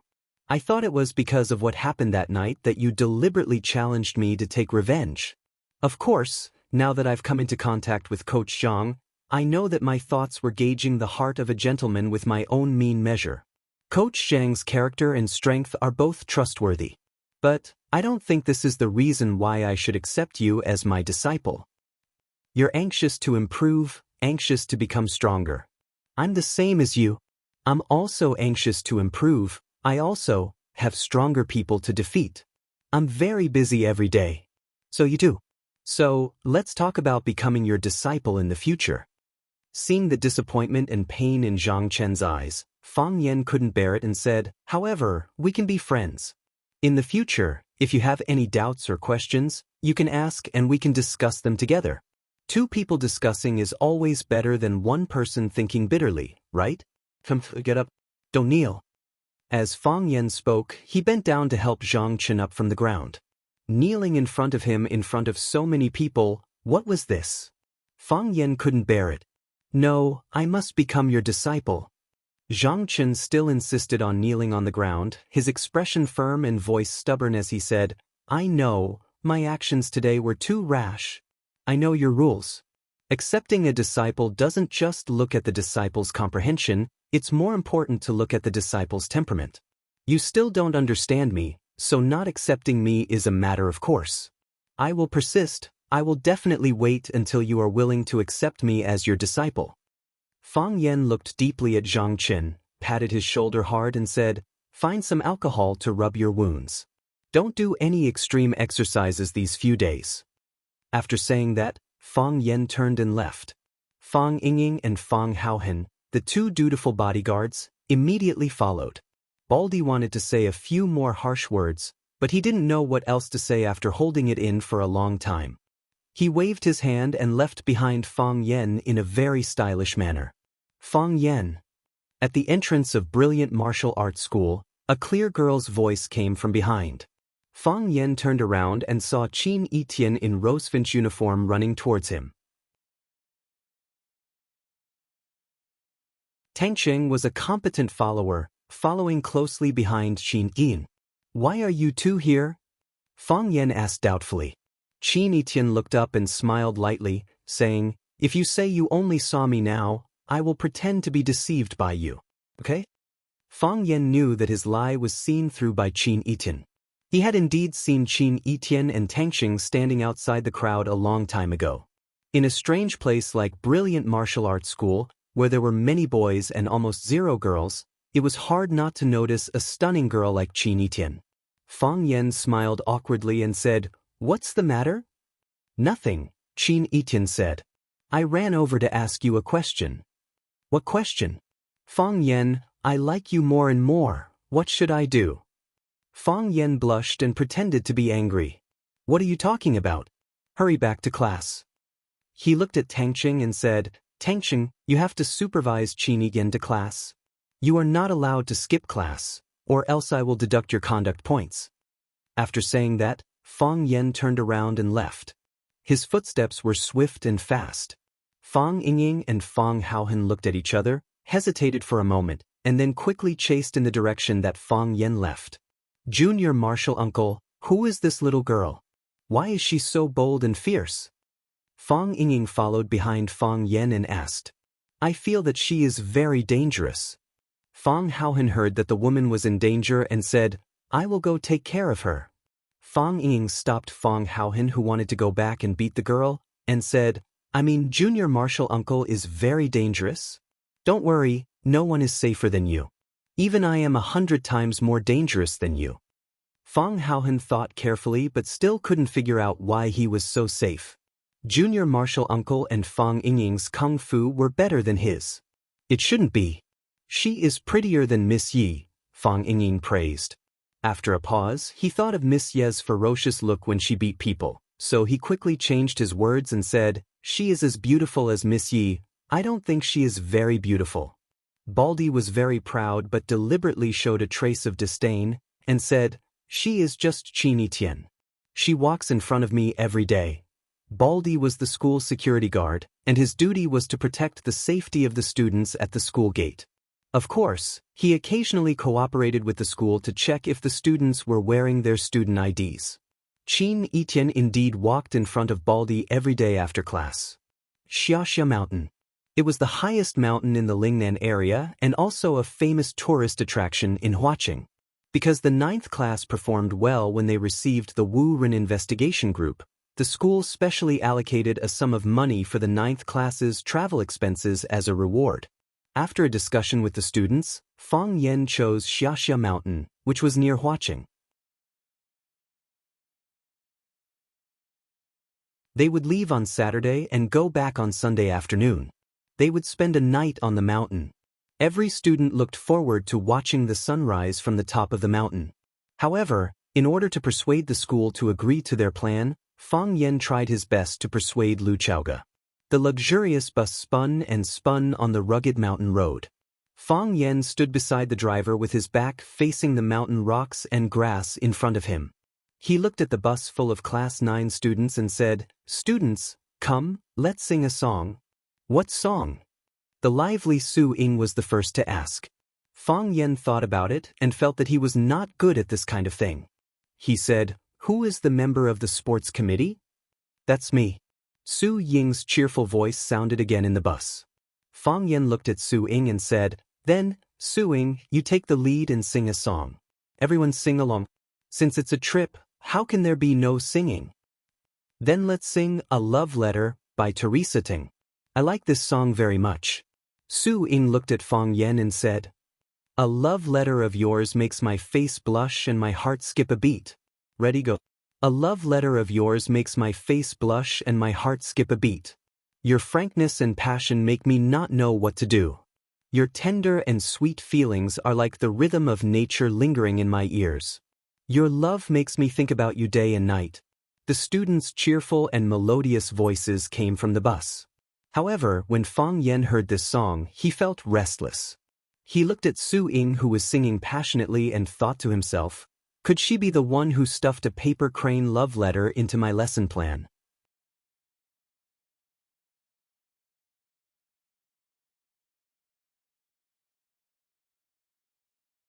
Chapter 112. The stream flowed gently and the waterfall flowed violently. The colorful mountain scenery made people feel like they were in a fairyland painting. In the 10th month of the human world, fiery red maple leaves covered the mountains and plains like sunset. This was the origin of the name Sunset Sacrifice Mountain. Beside a small stream in the depths of the mountain forest, 2 young and cute girls were sitting on a small stool, concentrating on drawing on a drawing board. They had obviously been here for a long time. The meticulous painting on the drawing board had already entered the stage of rendering. The so-called rendering was used to express the brightness and darkness of the painting on the draft. Using 2 relatively large big cloud brushes, one would be dipped in ink while the other would be dipped in water. Before the ink dried, they would use water to release the ink, creating a natural transition. Rendering was the foundation of a painting's success. If the ink was too thick, it would be too dark. If the ink was too shallow, it would appear blank. Therefore, the two girls didn't dare to be careless in the slightest. After finishing the last stroke, Wang Lin threw the brush in her hand into the toolbox and seriously looked at the work on the drawing board. She said with a smile, "It seems that there's a piece that hasn't been released. It seems that the control of the fire isn't good enough. I can only paint this piece as a stone when I'm dyeing it. However, in this way, my sunset sacrifice autumn charm can only be called sunset sacrifice scenery. What a failure." The girl was wearing white casual pants, red casual shoes, and a white t-shirt with a cartoon pattern printed on it. She had a small cherry mouth and a straight nose. Her skin was delicate and white, and her facial features were so exquisite that there were almost no flaws. Her long black hair fell over her shoulders, making her look obedient and cute. Not hearing a reply from her companion, Wang Lin turned to look at Jiang Qin, who was not far behind her, and shouted, "Dear, what are you doing? Can you hear me?" Jiang Qin raised his head and glanced at Wang Lin, then quickly shifted his gaze back to the drawing board in front of him. He said, "I haven't finished rendering yet." Her long hair was tied into countless small braids, revealing a clean and cute forehead. Some people said that those who dared to reveal their smooth forehead were either handsome or beautiful. This saying might not be suitable for everyone. After all, Sister Feng also had such a hairstyle. But it was fully fulfilled on this girl. The sky blue skinny jeans were stained with a lot of paint, and the colorful canvas shoes looked a little old, but it gave off an artistic feeling. She wore a white singlet, revealing a large portion of her snow-white neck and sexy collarbone. It was covered with a plaid striped shirt. Only the bottom two buttons of the shirt were fastened, making it look casual and fashionable. She was also a beautiful girl. At first glance, she looked somewhat similar to Wang Lin. However, upon closer inspection, one could see that the two of them were clearly different. Wang Lin looked obedient and docile, but her personality was lively and quick-witted, while Jiang Qin's dressing style was like a ghost horse, but it gave people a lazy and gentle feeling. Their looks and personalities contradicted each other, yet they were a perfect match. Perhaps, this is what we often say: when a person lacks something, he will chase after it. Your painting skills are better than mine. Teacher also said that you are more talented than me.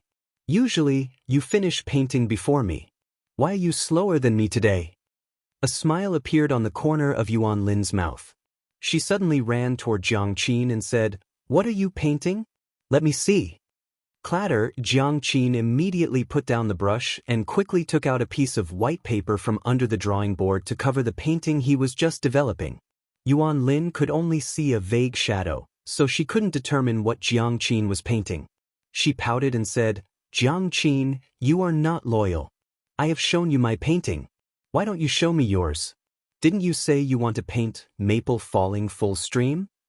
Not far from them, there was a small stream. The water was clear, and there were countless withered maple leaves falling from it.